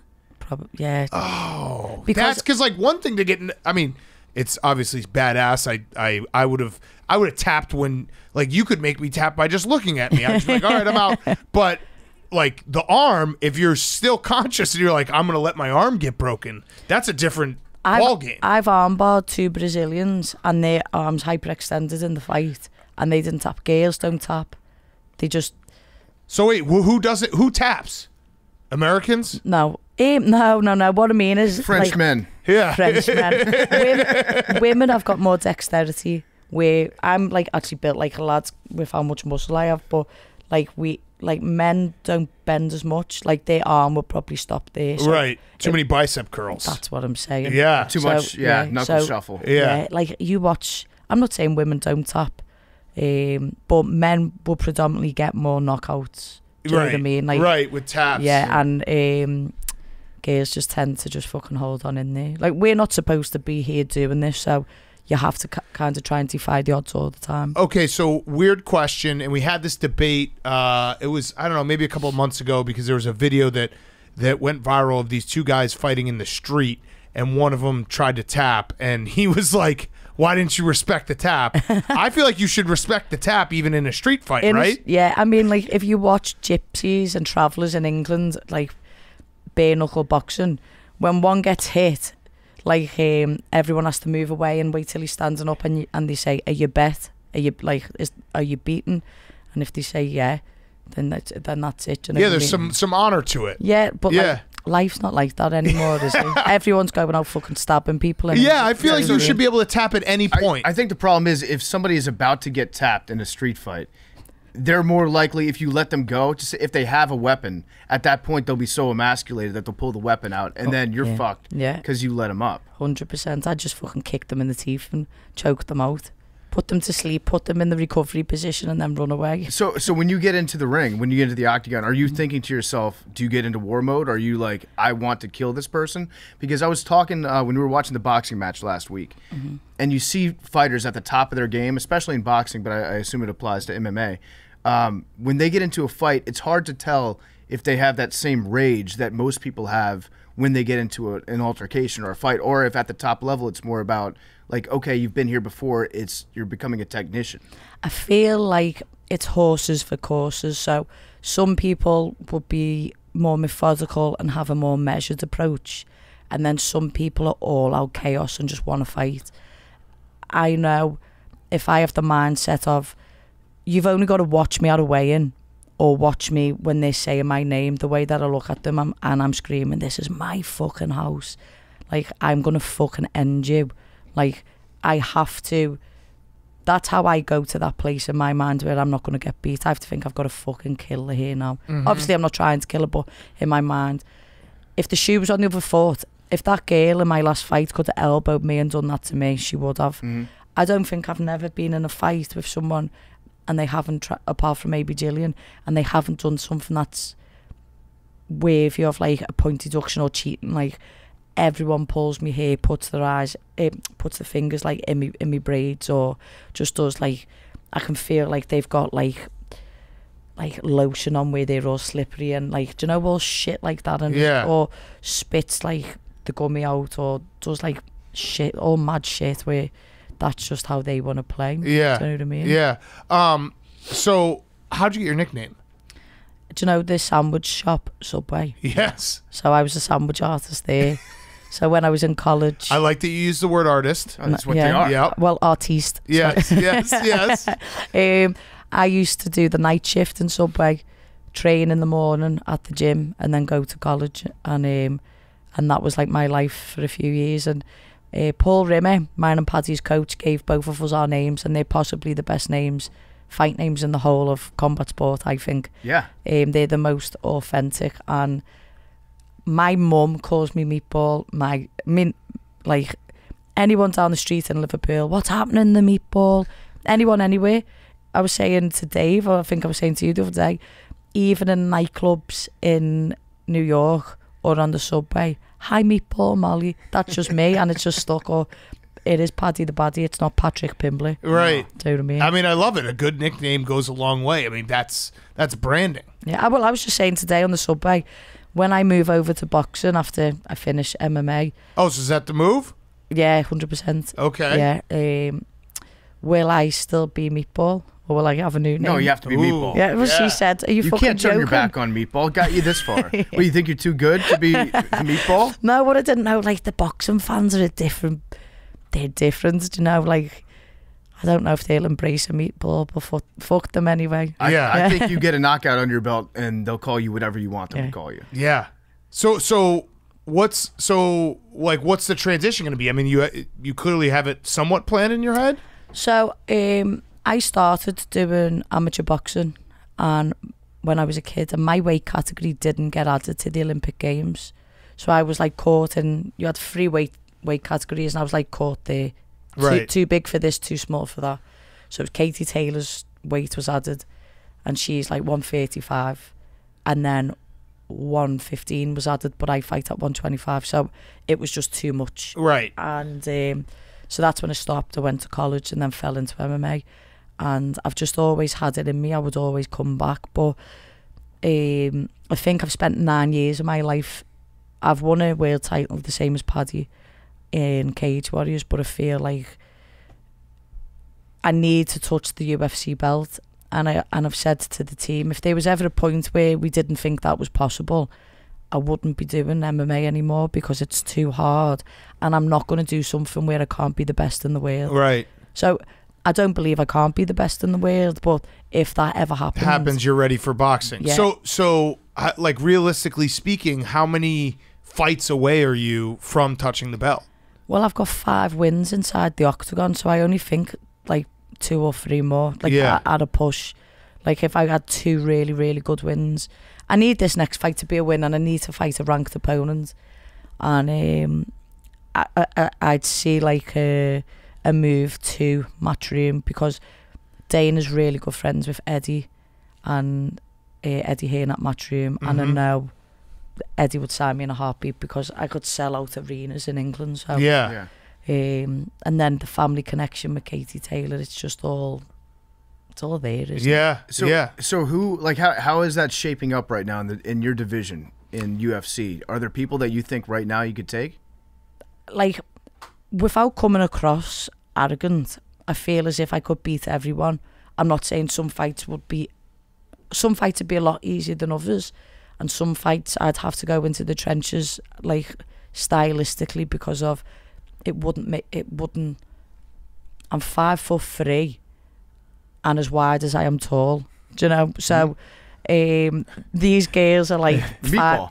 Exactly. These girls are 5'7", 5'8", and fucking stick thin, but trying to get past them big knees and them kicks and them punches is hard. But what they lack sometimes is a big bit of strength for their cardio that then comes down, whereas mine will keep pushing and that kind of thing. And I just have to have the Mike Tyson mentality or the Daniel Cormier mentality of think how small they were and how they had to fuck the biggest, baddest men on the planet. So, I just take that in, and like, if you're not, Shevchenko's untouchable, but if you don't think that you can beat them, then why the fuck are you here? So I just think she could like give me a fucking pasting, but I could give her one too. Right. So you could beat anyone. That's on my day. Like, I've really shown in the last 2 fights my evolution as a fighter. The one last September, I fought a guy with a 10-inch reach advantage with my whole career on the line, and absolutely fucked her with a broken hand and a torn LCL in my knee. And then that last fight, I fucking nearly killed the girl. With the elbow, With the elbow. So the trajectory is this. So my head isn't in the clouds. Like, I'm right down there. Mine and Paddy's company keeps us grounded. I don't even believe the internet and all these kinds of podcasts and things don't really mean too much to me. Well, we've just been talking shit about you. We've been saying you can't do it. Do you like I'll come and shave that fucking hair off your head in a minute. Do you like that? Do you like it when people doubt you? Yeah. All right, we'll do that for you. You want us to do it? Not too much though. Just no, you suck. You're too small. Yeah. I mean, if you fight these top of the line fighters that have that reach advantage, you know, it's one thing to do it against somebody that's not ranked in the top 4, but like top of the line like Shevchenko, if you want to get inside, not only do you have to deal with her on the way in, but then when you go out, you have to deal with her punching you on the way out. Yeah, so I don't think that you have the stamina for that. Yeah. I know, no, I don't think so either. I'm the one who's landed the most significant strikes in our division. I mean, that doesn't really count. No, like, is it true? Stats don't win fights. Is it true you got a metal plate put into your elbows? Is that true? I heard that. In both, yeah. You were talking about like the lotion. Was that maybe rubbing off? Sounds like you know it a little too well. Yeah. I know. What are the chances? We'll doubt you. We got no problem. We're actually very good at that. Yeah. Some of our most successful friends are there because we said that they suck. Yeah. Well, I just like to be the underdog. I feel like if you have seen any tape on me or documentaries on me, my whole life has just kind of been like an uphill battle. And when you're used to doing that from like this big, then it's just normal, do you know? Yeah. So I just think you should respect the monarchy a little bit more. You get to fuck. Do you think it's weird that like Americans are kind of obsessed with it? A little bit, because not many people have it, so it's quite like it's nice in that part. But when you think about everything that they've done and the Commonwealth and how I always say the word wrong, colonialised the world and like raped and pillaged the world to own most of it. I don't know, I just don't really like that, and I think we've got a lot, my country has a lot to answer for, the same as yours does, for the state of systemic racism and like all kinds of things like that, and I'm just not a fan Whoa, of we it. were talking about the monarchy, okay? I know, but that's Leave what us out of happens. it. I'll use a fucking massive. We only did it because you guys Oh, were of like course, our yeah. parents, Like and you were father, like son, we're right? We're gonna set your You colony told up. us, yeah. Yeah. Okay, hey, why are you doing? Who taught you to subjugate the poor people over Yeah, but here? what about then when you kicked us out, Boston Tea Party and Yeah, all that, that's which you right. never let me fucking live down whenever I come to America? Yeah, we're 1-0 lifetime against you. You got the belt. 18-12 was kind of a tie. Yeah, that kind of okay. Yeah, I went the distance. Yeah, but it is weird though. Like everyone, like there's obviously a lot of the show. What was it? What was the show called? The Queen? No, the Monarch. What's No. the Netflix show? What's the show? The Crown. The Crown. Like there's a lot of. You nearly fall in love with the. Yeah, it's very like, bizarre to me. because you see maybe the positive parts and like they're humanized. Do you know what I mean? Like Yeah. like you feel for like the Queen for a minute because you think, oh fuck, and Yeah. then you feel, oh well, Prince Charles really didn't love Diana and all this shit, and then you just think, oh, yous are all a fucking gang. What the hell? Yeah, you guys have. Yeah, listen, we do things the right way. You guys have the Monarch. We have the Kardashians. Okay. Good, upstanding people. Well, I yeah, know, the best. we elect our leaders freely and fairly. You just Yeah. have to go to either Harvard or Yale and have a dad that also went there and is mega rich. Yeah. That's how we do it. But did you know that the Queen owns every mute swan in the world? I did, yeah. You And should kill a mute swan. no, because that's treason. Oh, That's what it's called, isn't it? They'll Like, hang you you. go yeah, to- treason. But I don't think they'll hang you anymore, but you will definitely go to prison for that. And what else does she own? She owns corgis. Corgis. Oh, corgis. I like corgis though. She They're doesn't cute. own them all, but she likes them. Yeah. So, It is weird that we know like this one random old lady Right. that lives on an island Right. that we'll never meet. We know her favorite dog. Yeah, well, the madness is, I was saying to quite a lot of yous, like, we're not taught about world history very much. We're only really, it's the same as yous, Americans. We're only taught about the things we win. It's very rarely the things that we lost on. Mm-hmm. And I was saying to Ellis, kids in England will know more states in America than they will counties in the UK. Really? So like the countries broke down into counties, and then in the county is a city. Yeah. So it's like a state. It's just a different. Yeah. I always assumed that in England you were taught about America, like New York City because that's where all like cop TV shows are filmed. Mm-hmm. Texas because that's where cowboys live, and then all of California, it's a movie star. Yeah. And Michael Jordan. Michael. Yeah. Well, I don't know. But we're kids, and everything was glamorized to us with you guys, and everything was bigger and better. Everyone in England always wanted the American dream. Do you know what I mean? And I was saying to Ellis, like, I remember coming to the first time I came to America. I was 12. It was like September the 11th, 2002. So Okay. it was the first anniversary. Yeah. And I remember coming to International Drive in Florida, and I was there for 2 weeks, and I was just like, what the... Could you imagine being like a mini meatball? Like, it was like a baby 6 inch. It was like a baby 6 inch sub, and I was just like going around Universal on the Hulk ride and fucking just walking down the street, and then there's like Spider-Man's just like... And I was like, whoa. You're like, America's crazy. And I was like, this is fucking awesome. And then I came back again when I was 19 to work. I was a soccer coach in Virginia, and I got to see like all of the East Coast. And I always remember the first time I came to New York, I got the Greyhound from DC up, and it was like 4 o'clock in the morning by the time I got here. And it must have been like a Tuesday or a Wednesday, but like the streets were dead, and all there was like the odd yellow cab because Ubers wasn't around then. Yeah. Instagram wasn't even a thing, it was just Facebook. And I just remember looking, and I think Empire State of Mind song had just come out, like that album for Jay-Z had just been released, and I just remember thinking, fucking hell, this really is amazing. And then I went to Las Vegas, and I was like, this is not a bit of me. I was like, get me back to New York. Yeah. But then coming back this time, it's quite tough because I feel like the pandemic has really had its way with Manhattan. And it's like, it's really sad because I've seen more of the rest of New York. Like, we've spent quite a lot of time in Brooklyn and like the other parts, but I feel like Manhattan was where the dream once was, and I don't know if it's there anymore. Yeah. It's definitely, the vibe has definitely changed a little bit just because, I mean, yeah. That's like fair. everyone's money, like no one has got the money. Everyone, it's the same in England. Like, so many independent businesses are fucked from it, but everyone's time it comes round again. Do you know what I mean? So there'd be a resurgence, but it was so nice to see different parts I think we was in Chelsea and Soho, and we got to, like, obviously I'm gay, and I got to go to the Stonewall Inn where Pride started. Yeah, it's very yesterday. historical place. Yeah, and it was Yeah. like, it was really great to see that kind of thing, and do my first pizza review yesterday. Oh, you did? Yeah, Bleecker Street Pizza. Wait, you did it with Dave or no? No, I was just drunk and done it myself. What was the score? It was Bleecker Street. Was it John's Bleecker, or was it just the Bleecker Street one? It was just Bleecker Street, wasn't it? Well, you got a slice? I got a slice. Yeah, What was the Bleecker score? Street, yeah. It was 8.6, but I was really, nice. really Not drunk. a rookie score. No, I was There you really, go. really drunk. But the only downfall was it was really floppy. But Yeah. apart from that, New York they're, flop, they're yeah. giant slices there. massive. They're Yeah. huge. And then It's almost Kevin too big. Bacon walked in. Oh, yeah. New York resident. I know. Full time. The yeah. ghost man. Where Yeah. are the best crowds that you've seen? All the places you fought. Boston, Greenville, in South Carolina. Yeah.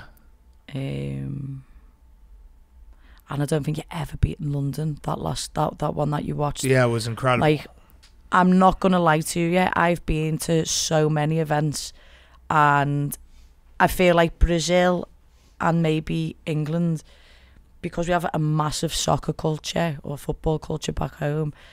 Like, everyone chants and sings a lot, and it's not just like "Let's go meatball." Do you know, like a very American shouts. Like, we've got songs, and the atmosphere. When I walked out, I just was like, fucking hell. Like, meatball, you need to go and put the show of your life on, because it costs a lot. Like, no one always thinks about the price, and when you're a working class person, the tickets were like, people were like remortgaging houses to go, and then You got to put on a show. and then like an alcoholic beverage is about $20. Do you know what I mean? And it's just, it all adds up. It's about $1,000 just for fucking 5 hours of fight. So I feel like you must match that always. Yeah. And That's great. I mean, that's all fans want is for, because you go to a fight, and there'll be times when the fighters, the fight game's hard, because there's cards and there's nothing you can do about it, and people don't really understand that. But there's other times where it's like, oh, that fight sucked because those fighters didn't really want to throw hands, and they were more defensive. So of course, yeah. you're the people's champ. That's what they say. Yeah. Do you have a song that's written about you? I think I do, actually, yeah. I've been sent a few whilst I've been in America, but I've just been like, fuck, just let me just go and enjoy myself. Like, life since landing in New York hasn't stopped. It was only Monday. I literally slept about 18 hours because I've been doing media training, Drinking. like, drinking and dancing. Like, I've been doing 3,000 calories like in a club in like 5 hours on the dance floor. That's like more than I done when I ran like a marathon. Yes. That's amazing. What is your training like? Here, Yeah. Just dancing. just dancing, really. Just go out. Yeah. No, I'm going to Phoenix tomorrow for 3 days. I've got 3 days worth of training in the lab with Courtney Casey and with Dean Thomas. Going to say hello, and then in San Diego I've got about 9 days of training with J Flo and a few of the fighters from Patty will around be there, yeah. here. Me and Paddy. I'm gonna be living with him from tomorrow. Oh. Okay, What's that so like? all right, yeah. Well, You guys yeah. get along? Always. Yeah. Yeah, like we have got a really good relationship, and Yeah. we've done this since before we were world champions, and we've done this before the losses, and we've done this before the highs, and we've said this from the beginning. When me and him fight, it's always different. Like, back in the day in Liverpool, we'd sell 7,000 tickets together, and like, you have some pro boxing cards that could never ever sell that many tickets, and you listen to the crowd when we fight. It's a different ball game, but it's just because we're so different, I suppose, and only we know what it's like to be living through what we're living through. Yeah. And like, my girlfriend and his fiance really get on, so, and our coach Ellis and his like baby mum Michaela, we've got like a good strong little 6 of us, and it's good. There's no jealousy, there's no, oh, what about me? There's like, go on. That's awesome. Like, even when I win a fight, I'm singing his name in my post-fight interview. Yeah. Do you know what I mean? Yeah, and it's Are great you- that both of you are with us at Barstool. too. Are you close enough to him to be able to comfortably say, "Hey, Patty, I love you. You got to do something about the hair." Mm-hmm.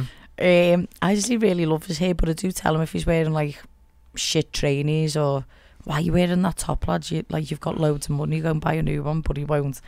It's just the way that he is. It's just who he is. That's funny. I love that about him, though. Yeah. Like he's a minge bag. He's a minge bag? That's what I like about you and what I like about Patty is you seem like you're the most down-to-earth people in the world. Authentic, yeah. Very authentic. I just don't think we're scared about being who we are, and I think it takes a person who's courageous to be like unapologetically true to them.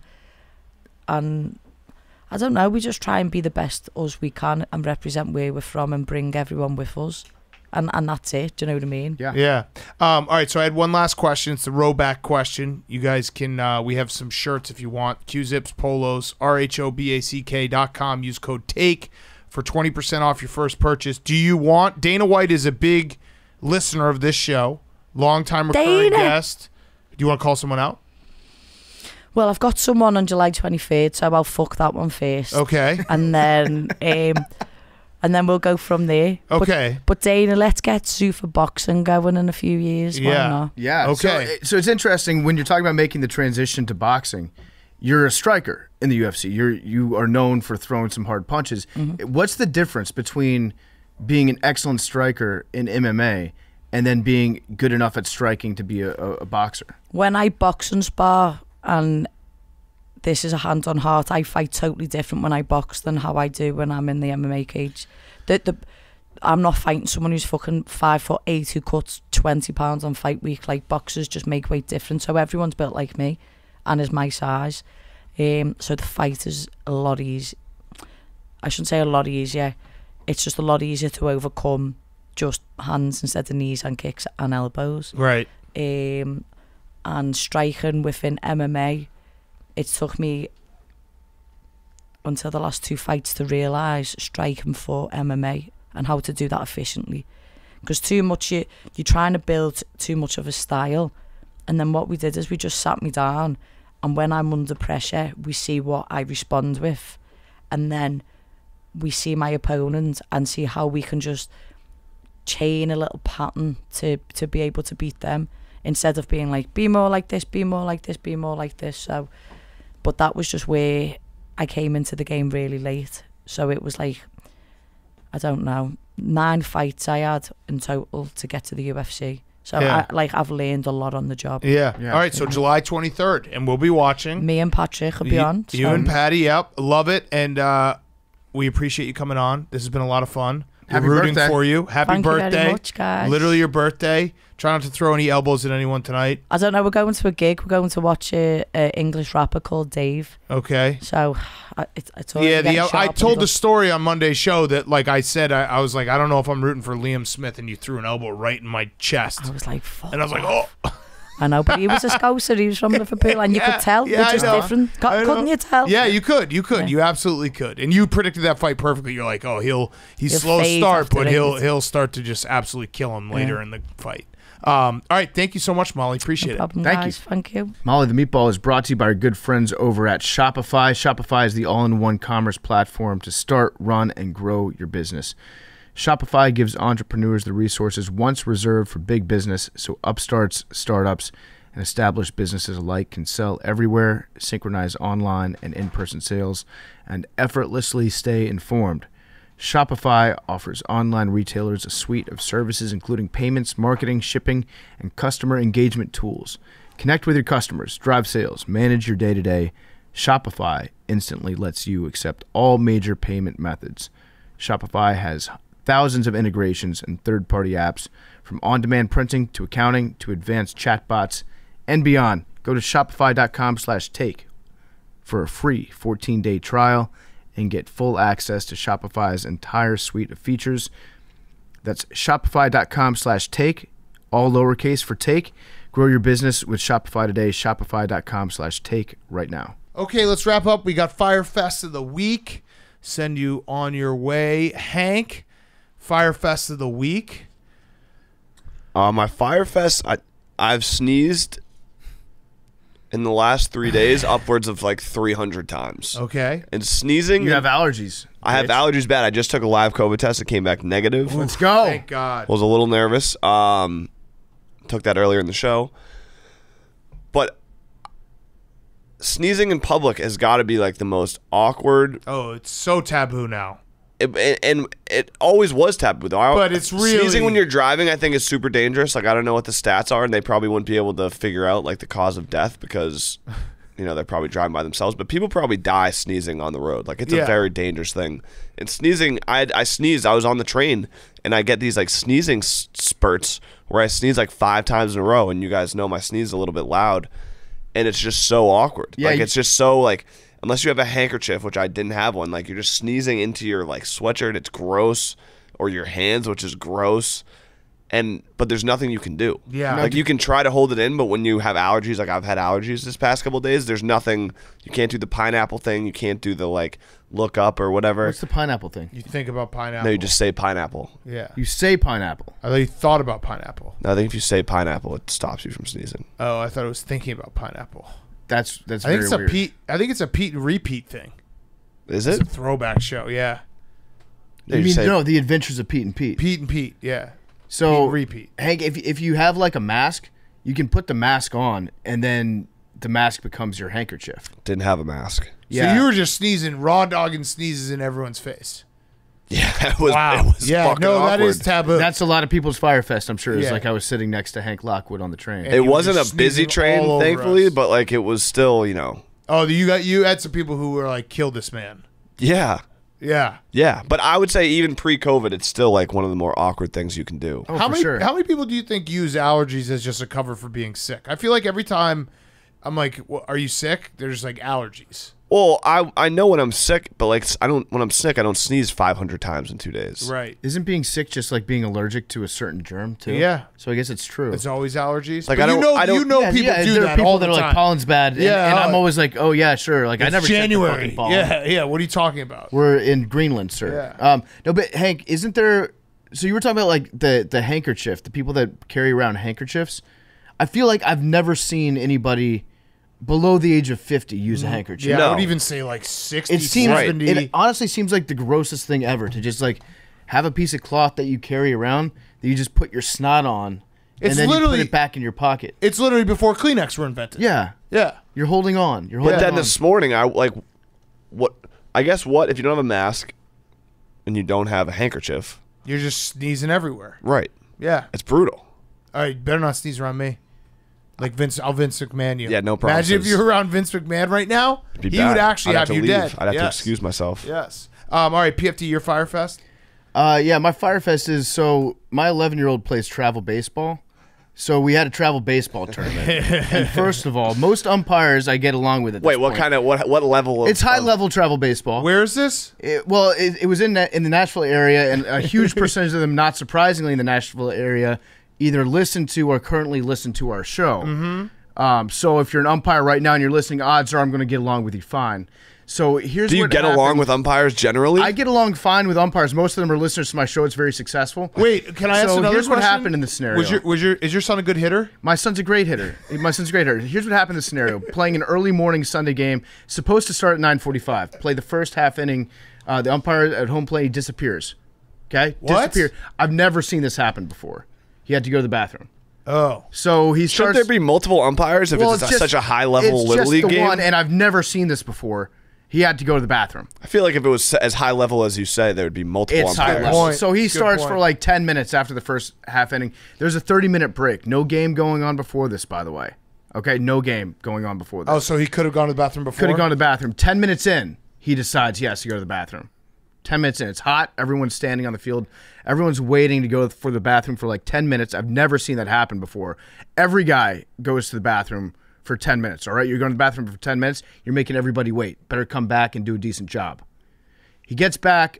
Almost immediately, he stops the game because a kid has a little small gold necklace with a cross on it, and he's about to come up to bat. And he makes the kid... Choking hazard. He makes the kid take the cross necklace off and go hand it to his mom. This is probably why there's so many guns in our world, because religion is dead. So we're all standing around waiting on this guy who's gone to the bathroom, makes a kid take a gold cross off, all right? Wait, it was a necklace or it was? It's a gold cross. Oh. He made the kid take a gold cross off, all right? It's only a 6-inning game, by the way. So the game, I think it's 3-2. My 11-year-old is up to bat, 2-0 count. Pitcher throws a ball. There are runners on second and third, 2 outs. Basically a one-run game. Pitch comes in, it's a ball. Catcher pops up, throws to third. Ball gets to third with no issue. The runner who's on third gets back, has no issue at all.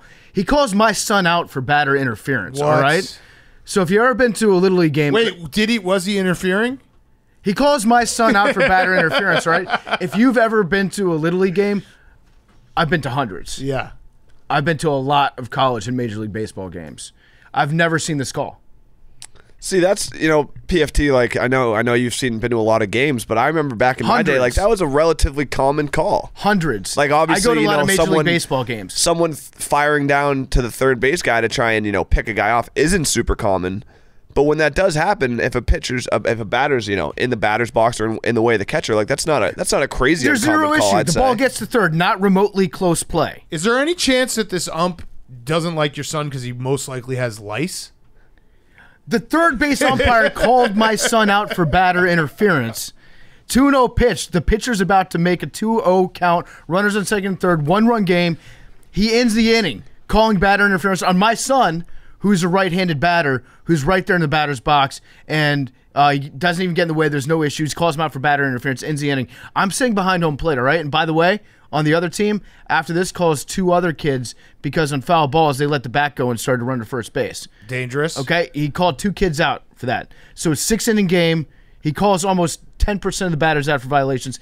He calls my son out. I say, you've got to be kidding me. It's exactly Wait, you said what I you've got to be kidding me? I said, you you've swear? got to be kidding me. No swear? I said, you've got to be kidding me. The umpire comes undone. He rips the cap off his head. The inning's over. And he's like, you can talk about this on the radio if you want, but you can't talk to me like this with me here. You're gone. So he throws me out. So I'm sitting there. By the way, I'm with my dad and mom. Wait, did you swear or not? Wait, Marlins man was there?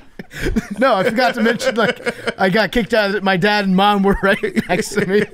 And I thought you said you got to be fucking kidding me. Yeah, listen. I said what I said. The thing is, you're getting paid. The kids aren't getting paid. You should do as little as possible to actually influence the game. You've called 3 people out for violating rules. I've never seen anybody called out for in Little League. This is a tournament, by the way.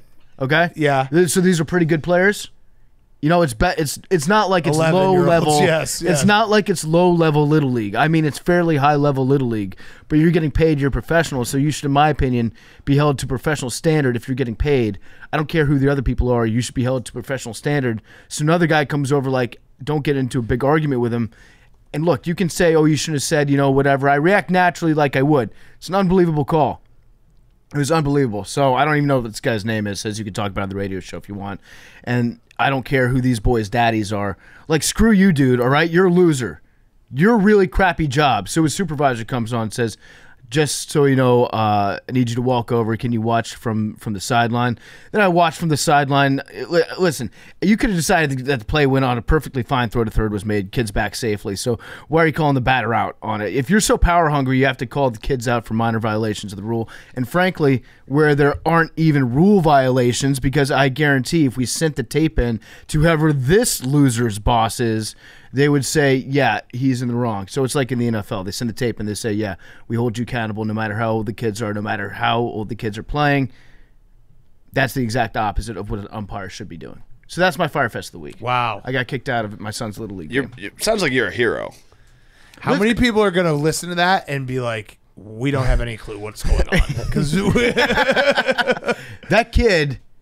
that umpire, like he should lose his job. Yeah, agreed. I mean, yeah, you got paid to be an umpire. You should be be good at your job. professional. No one does the self own, not cell phone, quite like Clay. Well, the funny is, I was saying it like him and Ravel are enemies, but they're actually the same people. Oh yeah, like they cell phone more than anyone. Yes, it just made me immediately think about the fact that he willingly was like, they didn't let me on a plane because my kids had lice.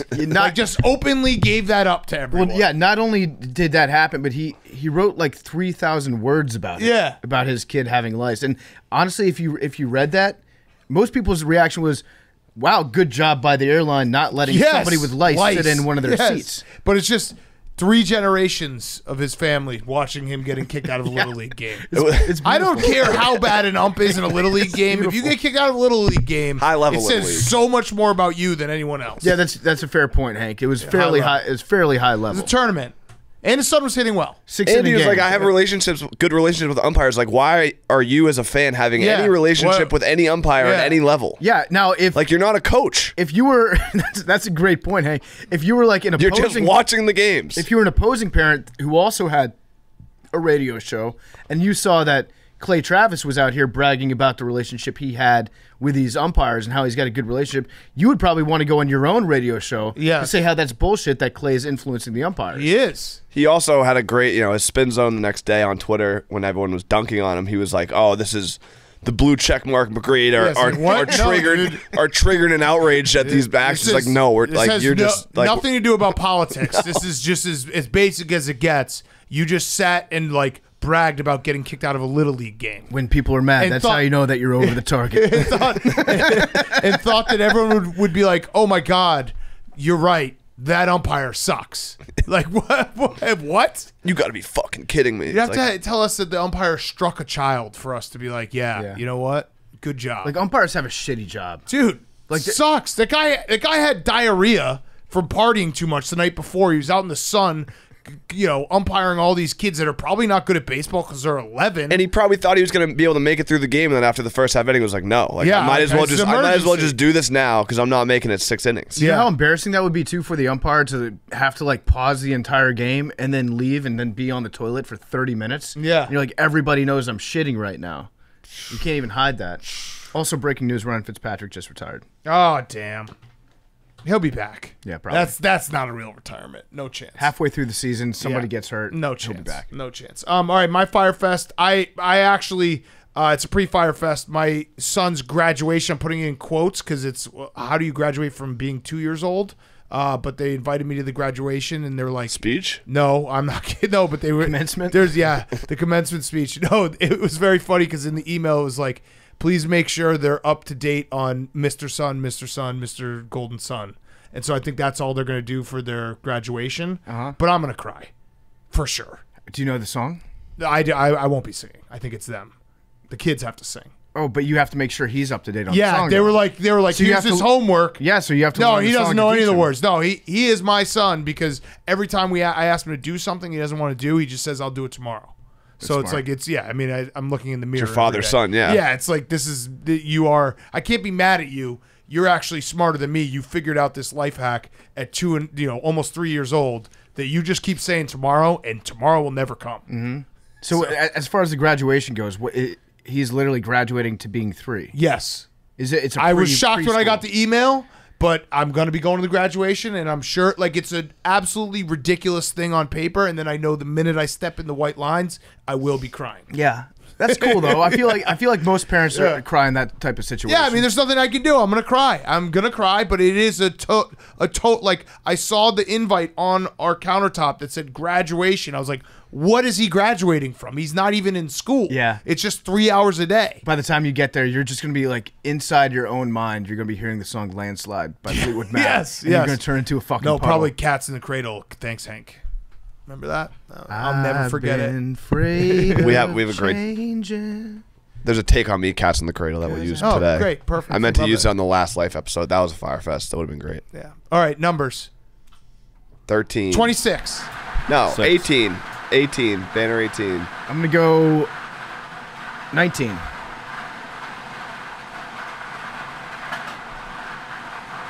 69. No, 61. That would have been awesome. Do a fake Billy fact. Yeah. I don't think Billy will hear this. Someone sent me a Reddit thread that was like, post your most fun animal fact, and I want to start tracking. Oh, it's like how consistently how many Billy starts uses? using them. Yeah. Do you have the thread? I'll find it for next week. I'll send it to you guys. Also, my second Fyre Fest of the week is I got mistaken for a woman again. Still got it. Love you guys.